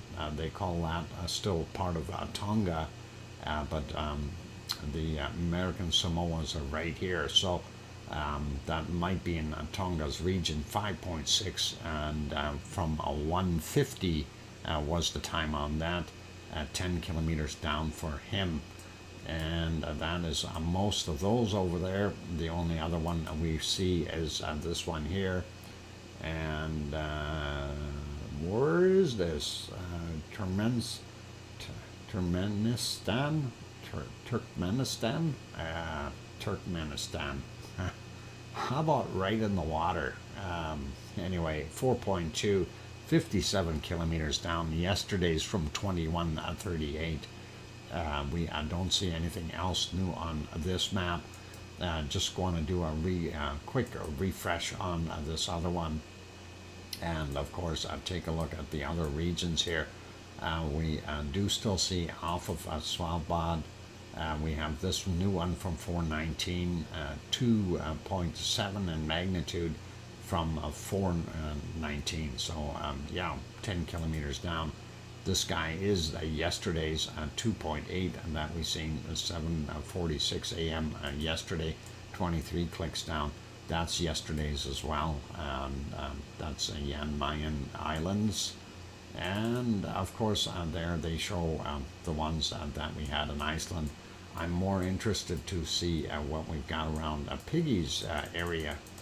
And Piggy, I don't know if you have been feeling any shakers lately, but we had this one at 4:02 a.m. There yesterday, 2.5, 7 kilometers down, and not too far away from your place. And Chile, South Sandwich Islands, 6.1 quake 33 minutes ago. Okay, so we'll have another one on there. Yep. Oh, it did wake you up. Okay. There's also this 2.6, 20 kilometers down, and that was from 11:36 yesterday. So that one did wake you up, eh? Wow. That's scary. Don't like having them that close there, but I guess that is part of living there. This one 5 minutes after midnight for Crete, 2.5. And this one was yesterday's, so that's a little older. This is Crete right here, so they had one 2.4 at 8:53 there in the morning as well. Yesterday's again, and this one also yesterday's. Not going to worry about those, but there is activity there, so that is something to be aware of. And it continues to happen in those areas. Actually, while we're talking about it, so this area here, that's the Arabian microplate, and why did that do that? I want to get back in there. There we go. And then you've got the Anatolian plate right in here. And the Anatolian plate is kind of funny because the Arabian plate pushes up on it. This is a microplate, so it pushes up on it on this end, and you actually have it swinging around and coming down on an angle, and it moves faster in the top than it does on the bottom. So the pivot point is here somewhere, and of course this whole thing being turned, and that of course pushes into the plate that Piggy is on, the Aegean plate, and it too is turning and kind of circulating a little bit in that sense. So interesting stuff. Anyway, let's go over to the other ones that we didn't cover yet, and we wanted to take a look at what is happening in the Canary Islands. A real quick peek. And we don't see anything too new there. This one from yesterday, 2209 was the time on that 2.4, just off the coast of Portugal. And then this one here, yesterday's as well, 4.0, and that was from 1439 their time yesterday. Let's get into our wonderful stuff right on La Palma. La Palma is getting quiet, and we don't see anything for today. Everything was from yesterday, so really nothing there that is new, and nothing new and nothing to talk about. Let's carry on. Let's pop over to our actually hang on, I wanted to go to the volcano map first. There we go. Volcano map. There we go. We're refreshing that one. I wanted to check that and just see if there were anything new that we can see offhand. I did not check it earlier, so I'm kind of doing this blind. We still see our 2 in Iceland, 2 in the Azores, Michael volcano, and of course that 6.3, and that is down here. Did that actually show up on this map? Let's take a look here. Is that one? No, they're showing it as a 6.1. That is the new quake though, a Piggy, and they are showing it right there at 12 minutes after midnight, 10 kilometers down, 6.1 in magnitude. So very interesting. This says 6.3 on this one, and it makes you wonder, and is that the new one? No date and time on there. Darn it. Anyway, yep, definitely reporting. Yeah, you can see the different reports from the different people, so, or different outfits that are measuring them. Anyway, ranging from 127 kilometers and some people are saying that it's 81 kilometers. It's always amazing. You see the differences in what they're telling you that the depth actually is, and when they don't know, they put 10 kilometers down there. So that is what they normally do. And looking at the Ring of Fire, I don't see anything new or different in there. Not there, nothing new here. Zooming in a little, yep, Kamchatka is still the same, Russian stuff, all the same. I don't see anything new in Japan. Nishima still there as an orange, and of course Bulasan and Mayon are still both yellow, Taal still an orange, and we don't see anything changing here. And what do we got here? New Zealand still Taupo, still a yellow. White Isle volcano still a yellow, and Home Reef volcano is a yellow, of course. As of yesterday it was. So that's what we've seen. Nothing really new on here to scare us or make us one move. And what do we got here? Piton the Piton de la Fournaise volcano, Reunion Island. There we go. And normal stuff in Africa, Eruption still there. Nothing new here. Etna, Volcano, and Stromboli and Campi still there.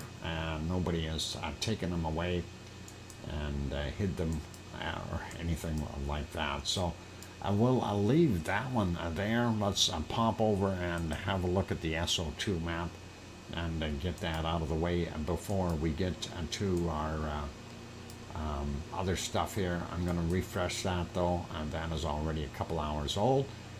They are saying flakes for us tomorrow. See that? That is for us. Edmonton, South Central, East. I don't want flakes.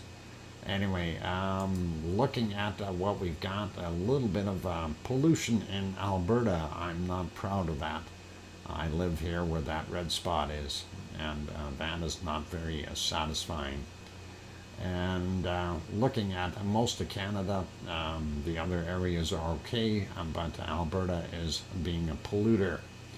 And we are getting some of that stuff that is coming off of the Kamchatka Peninsula, and possibly from China as well, blowing over into our regions here in British Columbia. The winds have changed, and dumping the stuff from Mexico City into the Gulf of Mexico.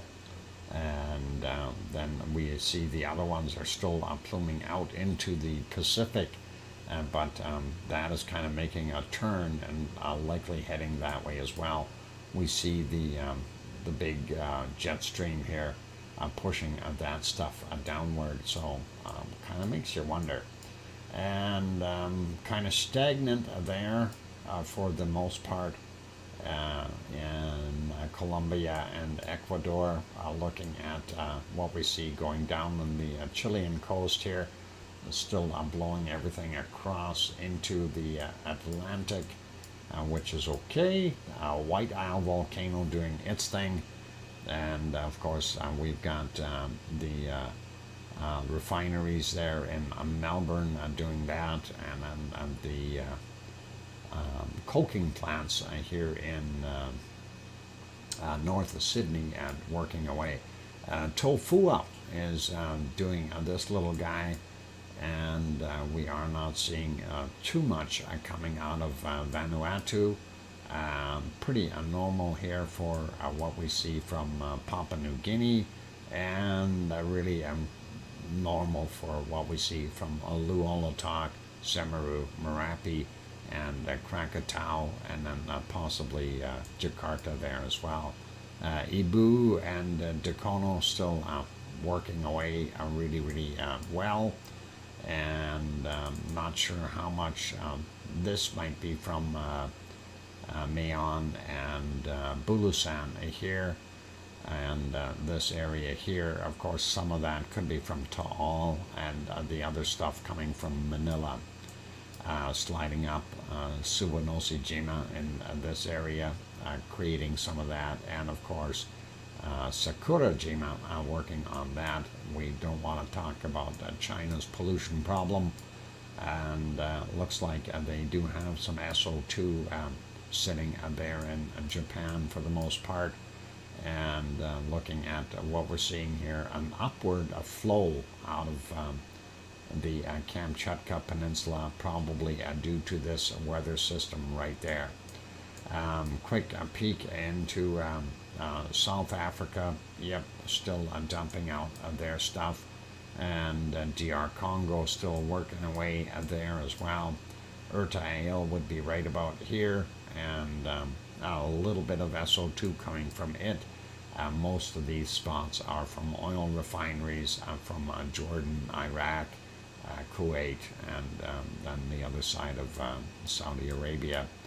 And looking at what we see here, this is really spread out, and that is quite a bit of SO2 covering the Mediterranean, but it's not as heavy as it could be.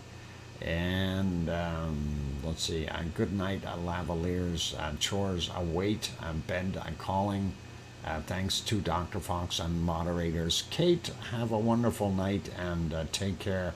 Get your chores done, and enjoy your sleep. Pleasant, lavally dreams, okay? And let's continue on here. Quick peek at what we got coming from Iceland. Not that much, but there is some. They probably are doing some smelting today at the aluminum smelting plant. And that is it for that portion for the SO2. We will do the weather, but that will be after the break. And it is a time for me to take a few minutes. So I'm going to I'll put you back on the canned lava, and hopefully that'll run. There we go. Keep smiling, be good, and for those people, hey, we're getting up there, 91 likes so far.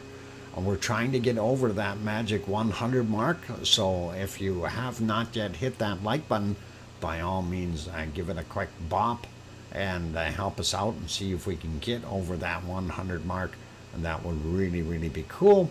And also for those people who are here, if you have not yet subscribe to the channel and you're enjoying what you're seeing, by all means help us out and subscribe. That doesn't cost you anything, and it's all cool. On that friendly note, I'm your host, DrFox2000, here in Edmonton, Alberta, Canada. I will be back in about 5 minutes or so. Don't go away. Thanks.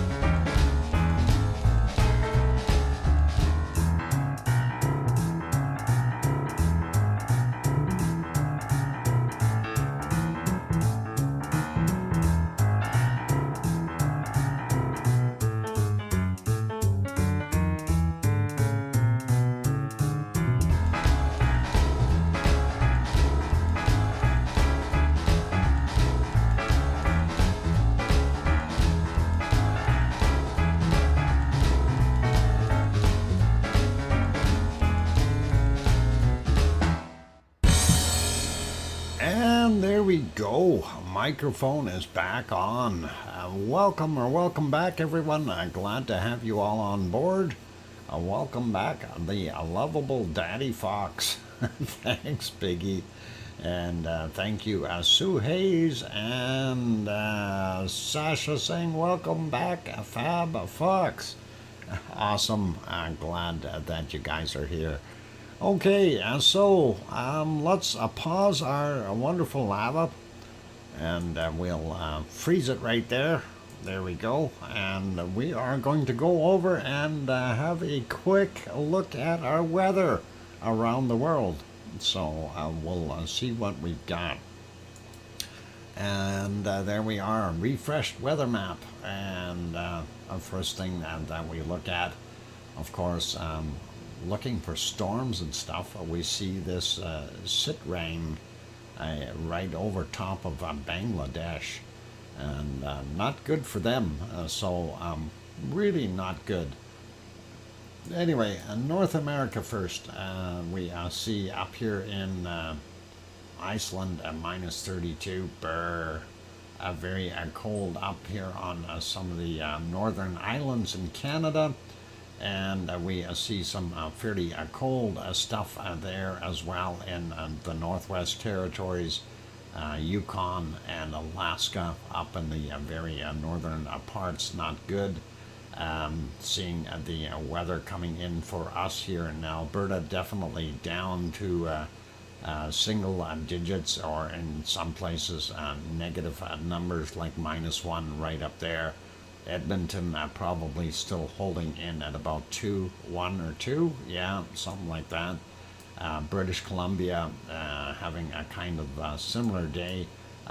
Coastal areas a little bit warmer, which is really nice, and of course even southern areas here in Alberta a little bit warmer, but still not that great. Moving over, looks like everything, that big low here sitting right on the Manitoba-Ontario border is kind of causing some issues. It is drawing up some warm air into Ontario, and they are being very lucky here on the southern portions to get low teens today. 11 in Toronto, London coming in at 13, and seeing 15 in Montreal. So that is, oh no, I started typing with cursor on video area, lost the stream. I did hear you. Okay, no worries. Sharon, that happens. It happens to me too. And, you know, it's we were talking about typos earlier, and I make just as many as everyone else, and doing this, I have multiple screens open, so sometimes you lose the mouse and you wonder where the heck you left it, or sorry, the hamster, and it's there somewhere. I have to shake it and end up finding it over on one of the other monitors, and kind of horrible. Anyway, looking at New Brunswick at 12, 13, 14 degrees. Out here where Sue lives, about 13, 14, maybe even 15 for Sue. So that is actually pretty darn good. Looking at what we've got on Newfoundland, though, down into the upper single digits. Newfoundland Labrador area, let's not even talk about that. It's too cold there. Looking at the cold that has dipped down into the United States, it is kind of still holding on here, and definitely from all the way from Oregon down into even northern Arizona, New Mexico, portions of Texas, and looks pretty cool for most of that whole area in here. Then we see this warm band going up, which is really nice. California, not as warm today, 19, 20 degrees. Definitely cooler. Mexicali, 21 degrees. Death Valley coming in at 20 degrees Celsius. I don't think anybody's going to die of heat today. Las Vegas only 16, looking at 18, 19 in Phoenix. Tucson down to 16 degrees, and they must be freezing down there. Those guys are not accustomed to this weather. And looking at, there's a high and a low sitting here, battling it out in northern Texas, and possibly going to get into Oklahoma as well. We can see the ridge line here, just west of Dallas. So San Antonio still on the warm side, Dallas on the warm side, but it's battling there. Houston still holding in at 24, San Antonio 28, so not bad there. Sliding a little bit more east, we can see Little Rock is warmer, but that line is kind of just in the edge of Arkansas there, and going up through some of the other states. You can see where the definite divider line is. Then you're getting up into the Great Lakes region, and it looks pretty warm all the way up to the Appalachians here, and looking Alabama and Georgia, not bad. Florida, a little bit cooler today as well, and looking at mid to low teens there in South Carolina, Grandma B's place, mid-teens as well. So about 60 degrees or something Fahrenheit, roughly something like that. Virginia Beach coming in at 16, 17 degrees, and sliding up a little bit more, 15 in New York. Boston also about 14. So East Coast, not that bad. Seasonal temperatures, I think, for the most part. Looking at Mexico, a little bit less heat in the Baja area, and we do still see the very hot down here in the bottom end of Texas, and going into Mexico, 30, 31 type degrees, so pretty good there. Yucatan Peninsula and Cancun coming in 26, 27, and those areas. If you ever want to go somewhere nice, Belize, right in here. That's a beautiful little country if you ever want to visit. And I've been to Belize City and to Ambergris Caye, which has 28 degrees Celsius right now. Really awesome. And sliding down a little bit more, looking at all the temperatures in Panama, still holding pretty normal. They've got that big circulation here though, and again, we got more storm developments coming for them, so that is something that will happen, and that is the time of year. Looking at our Amazon and South America for the most part, higher elevations definitely a lot cooler, but lower elevations looking fairly nice. We have that cold spot down south of Sao Paulo, or Sao Paulo, however you want to say it, and Rio de Janeiro, only 20 degrees today. Buenos Aires coming in at 19, looks not bad. In Uruguay, and Paraguay seems to be the warmer country there, and Argentina holding some heat against the mountains, but once you get down on the bottom here, we start to cool off real quick.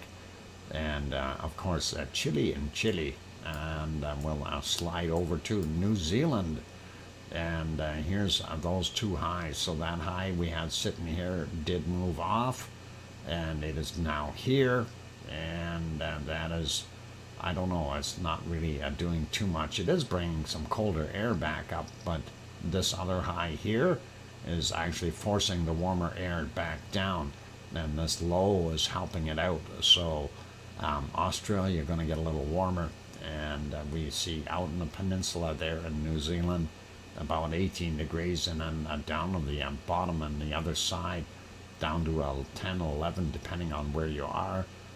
Lower areas here actually looks warmer down on the bottom end of the South Island, and much colder up on the top. Not sure if that high is really responsible for that, but certainly looks that way. Looking at Tasmania, a lot better for them today. And Hobart coming in about 15 degrees there. And you can see actually along the edges of the coastline, 18 degrees in some spots. So not a bad day for them. Leo's temperature is going to be about 20, 21 maybe. There in Melbourne, looking at Adelaide, only about 16 right now. We do see that low here, so they're probably getting nailed with a bunch of rain. Sydney coming in at about 24 degrees and going up to Home of Oz, and that is coming in at about 18, 27, not 18. Holy mackerel. And we didn't check the other side here. Perth, 16 degrees, and some very, very hot temperatures up in the northern areas up here. This is incredible. 36, 37, 38 degrees, and wow. And a quick peek out here, looking at, we got this system here, so I'm not sure what's going to happen out in some of those places. Fiji probably about 26, 27, and they're going to have storms in those areas. New Caledonia about 26 as well. Looking at what we've got here in the Philippines and Malaysia and Indonesia, Bangkok coming in at 28 degrees, thanks Sue, and 79% relative humidity. We see this storm system brewing out here off the coast in the Philippine Sea, and we'll see what happens in the next few days with that one. And I wanted to point that storm out again. Sitrang, and it is over Jakarta. Is it Jakarta? Dharka, if I said it right. Anyway, there in Bangladesh, not good for them. Sliding up, looking at what we see here in Japan, this low here, kind of pulling in that cold air.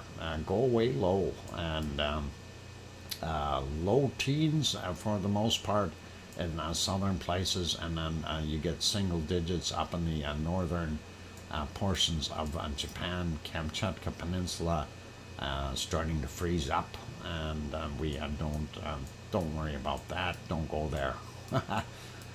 India, of course, probably reeling from that storm having come in there as well. And we see a pretty normal temperature, so a little bit cooler than normal maybe. And we do see here down in Cape Town, pretty normal for this time of year, 16 at Cape Town, and I'm not going to worry about that. Pretty normal here in Madagascar too. Sliding up. Actually, it really doesn't look that hot in these areas right now. Mind you, this is the night side of the planet, so that is what we're seeing there now. And things will warm up soon in these areas again as well. Sahara Desert, pretty normal nighttime temperatures here in UAE, and that is actually fairly cool for them. 22, 25. Oman coming in from anywhere from about 18 to 27, and Yemen, same kind of deal. Not quite peaking out at 27 over there, but over on this side here, they are 29 in some spots. Looking at Saudi Arabia, it's pretty normal, and again in Iraq, Iran, and the higher elevations, of course, a lot colder. And we see northern portions. I just wanted to check Cairo, 18 degrees right now, so I'm not all that hot there. And Piggy's temperature, and Piggy looks like she's probably got about 22 degrees Celsius there in Kos, if I'm right. And we can check that real quick and see. There we go, punched it in, and we'll see if that is right. But it does look, yeah, it's 4:25 in the morning. Okay, Piggy. And let's see if that weather will come up. And anyway, well, I'll see that come up. There it is, 17 degrees. Oh, so it is a little cooler than what the map says. The map said 22, and I'll believe that a little bit more there. That's on the 17. I don't know. We'll ask you, Piggy. Is it 17 degrees out? And looking at Sicily, Italy, pretty normal for this time of year as well. We do have some colder temps, so mid-teens for the most part in those places, and a little warmer on the coastal areas. No, you got to type in all of costs, weather, the word weather, then costs, not just W. Sorry, hon. I got 19 on my old phone. Okay. Oh, on your old phone? Oh, home. Okay, and 19 degrees. I'll believe that. That's all good. New Monkland, looking at, again, coastal areas in the 20s, low 20s, but higher elevations in the high teens. And there you go. 14 degrees, it says. That's not rice. That's Kashinyanga. I don't know where that is, but that doesn't look like Kos, Greece. And I don't know. Why does that thing do that? It gives you some... yeah, maybe I spell it that way, see what happens. And... oh, no, that's Costa Mesa.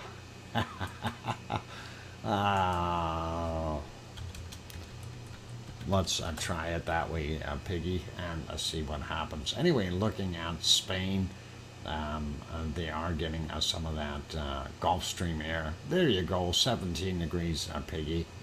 And that is for Kos, Greece. Anyway, Portugal, again, not bad temperatures for nighttime, so pretty good there. Same thing, actually, not looking bad in France at all. Down on the coast, though, down here, still quite warm, which is really good.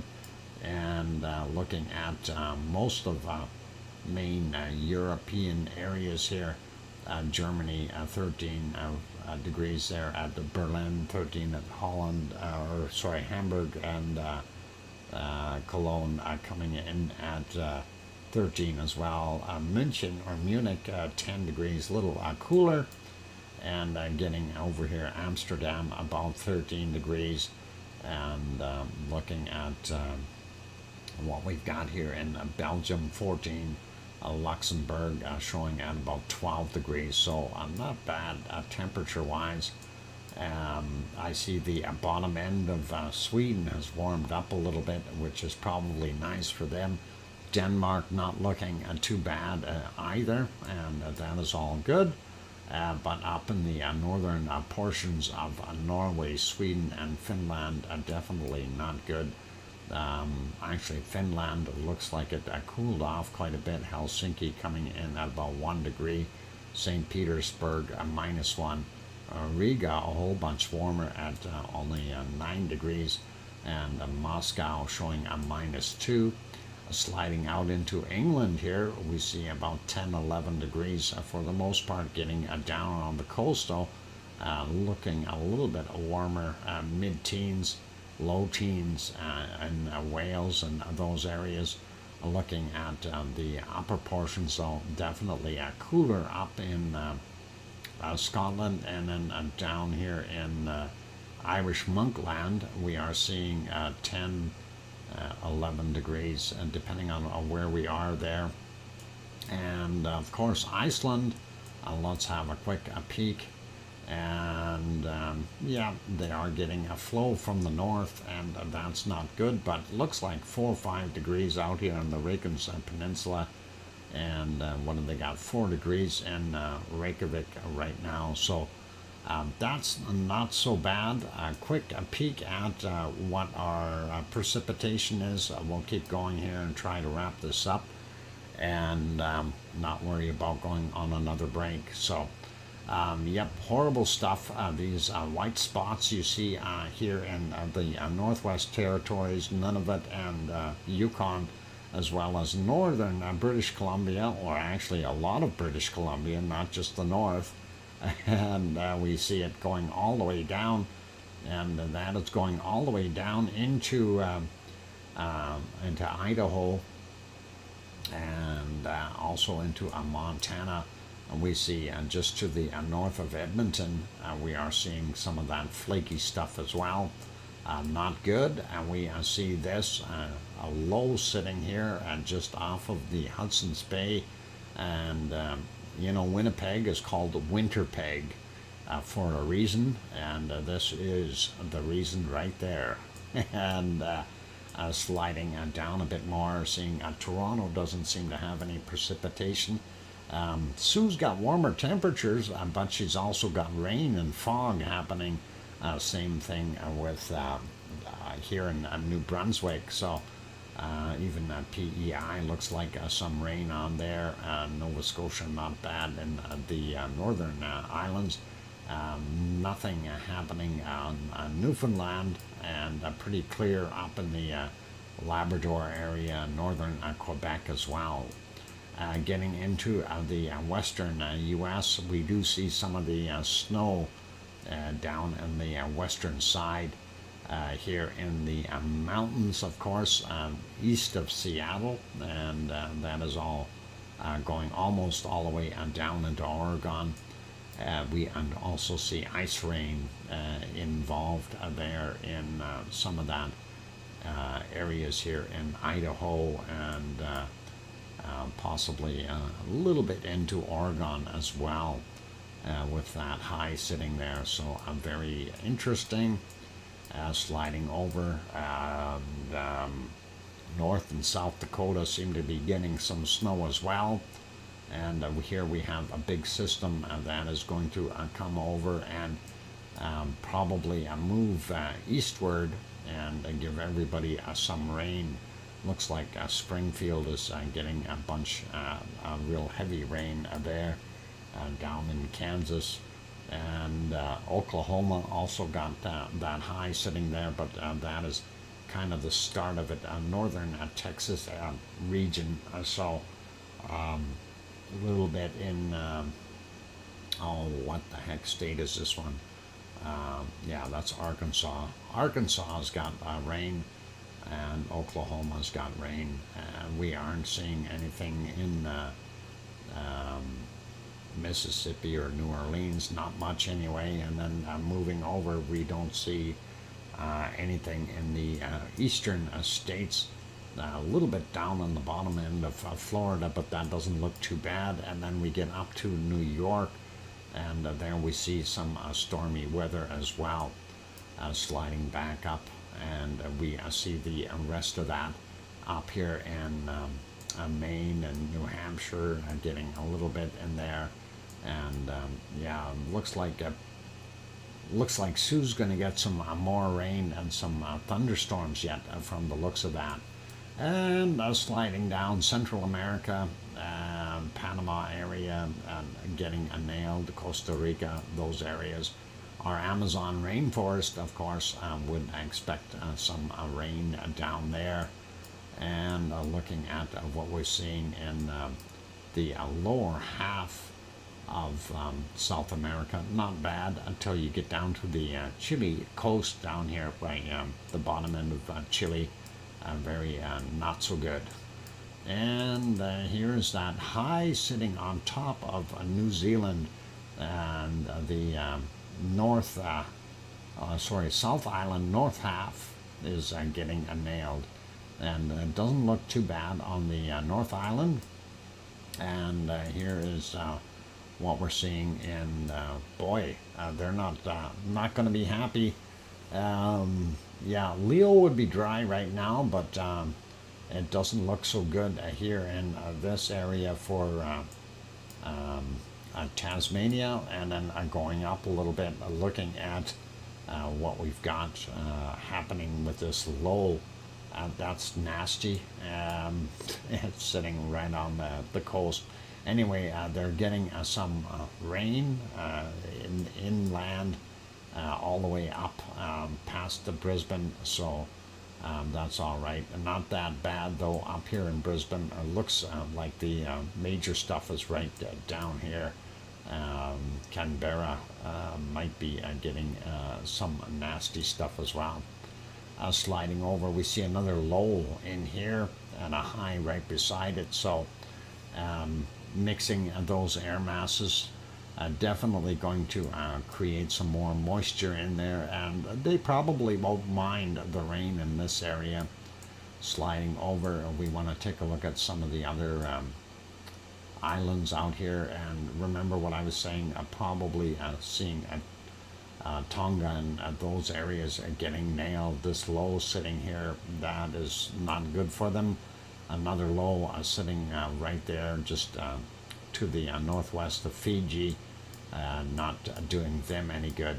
And of course, you know, we can talk about it all we want, but lots and lots and lots of storms happening there. And right now, of course, when you look at these lines here, you see most of what's coming from there, these trade winds, and they're pushing in quite a ways.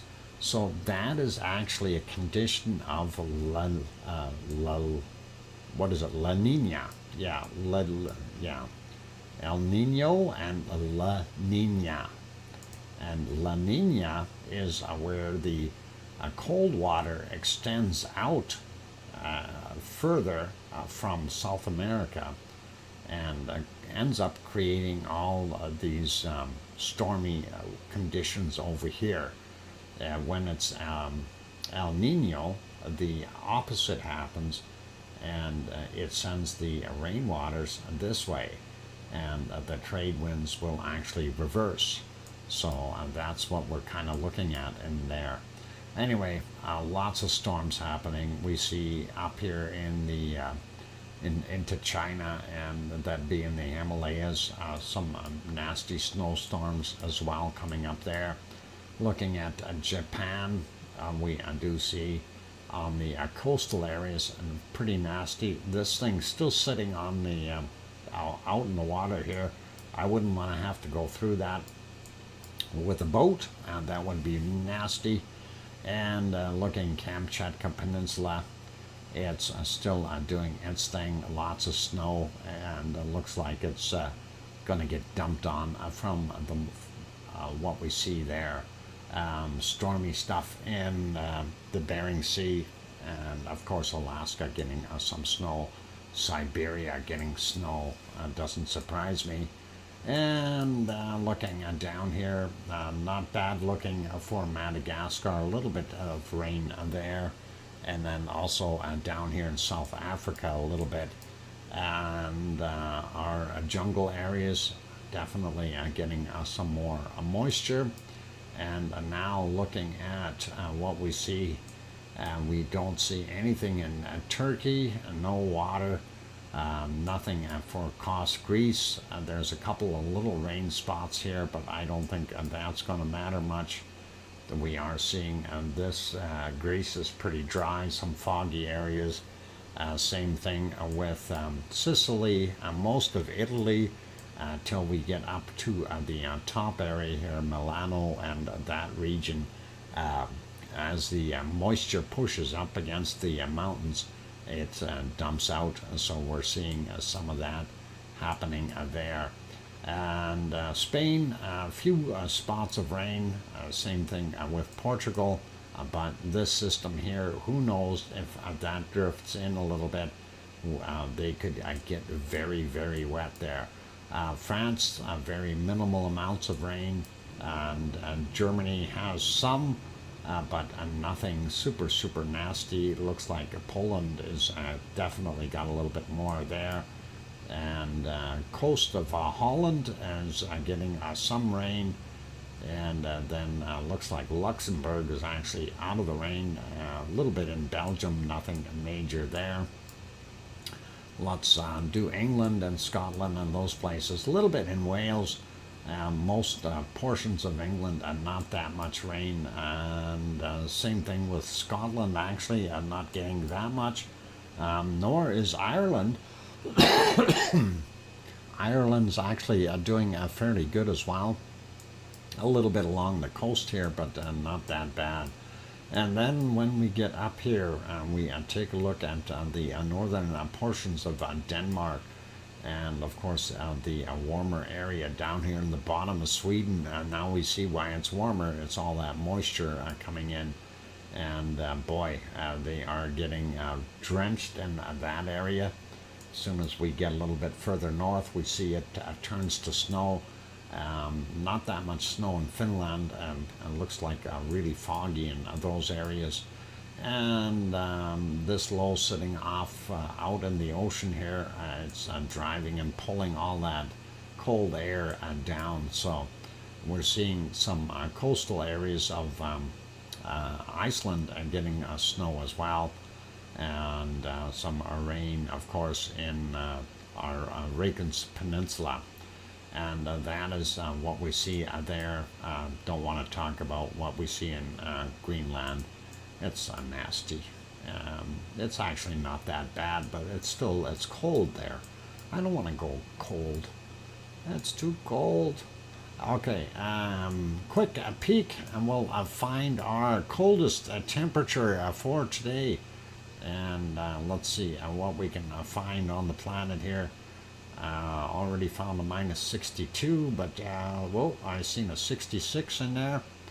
And let's see if we can find something else better. I seen a 68, and maybe we'll see something colder. And yeah, maybe not. No, I'm gonna stick with minus 68, I think. Let's just check a couple other spots here and see what we've got. And anything colder here? Nope. No, I think the cold spot is over here that we found. And minus 68. And nothing else around it. 67, 68. Yep, I'm gonna stick with minus 68 degrees Celsius. Oh, Sue has minus 69. Brr. Sue, you win. You get that free trip down to the penguins. Oh, regardless of the winner, and Sue Hayes makes it by 1 degree colder. And that is pretty good. And I'm going to give up there, Sharon. That's minus 68 is cold enough for me, and that is all there is to it. Okay, so that's it. It's kind of an uneventful Sunday, or Monday, I should say, and we don't see anything super problematic around the world. So hopefully everything will be nice, and I'm hoping to see something erupt somewhere soon, and that would really be good. So what 1C equals 1.8 F? Yeah, I suppose, but that doesn't always work. That's hard to figure out, and like if you type in 40C as an example, and you multiply by 1.8, that I don't think works out very well. So I don't know if you want to use that as a conversion point. I leave Antarctica to the penguins. There you go, Sue. That is probably the best bet. The penguins rule that area, Antarctica.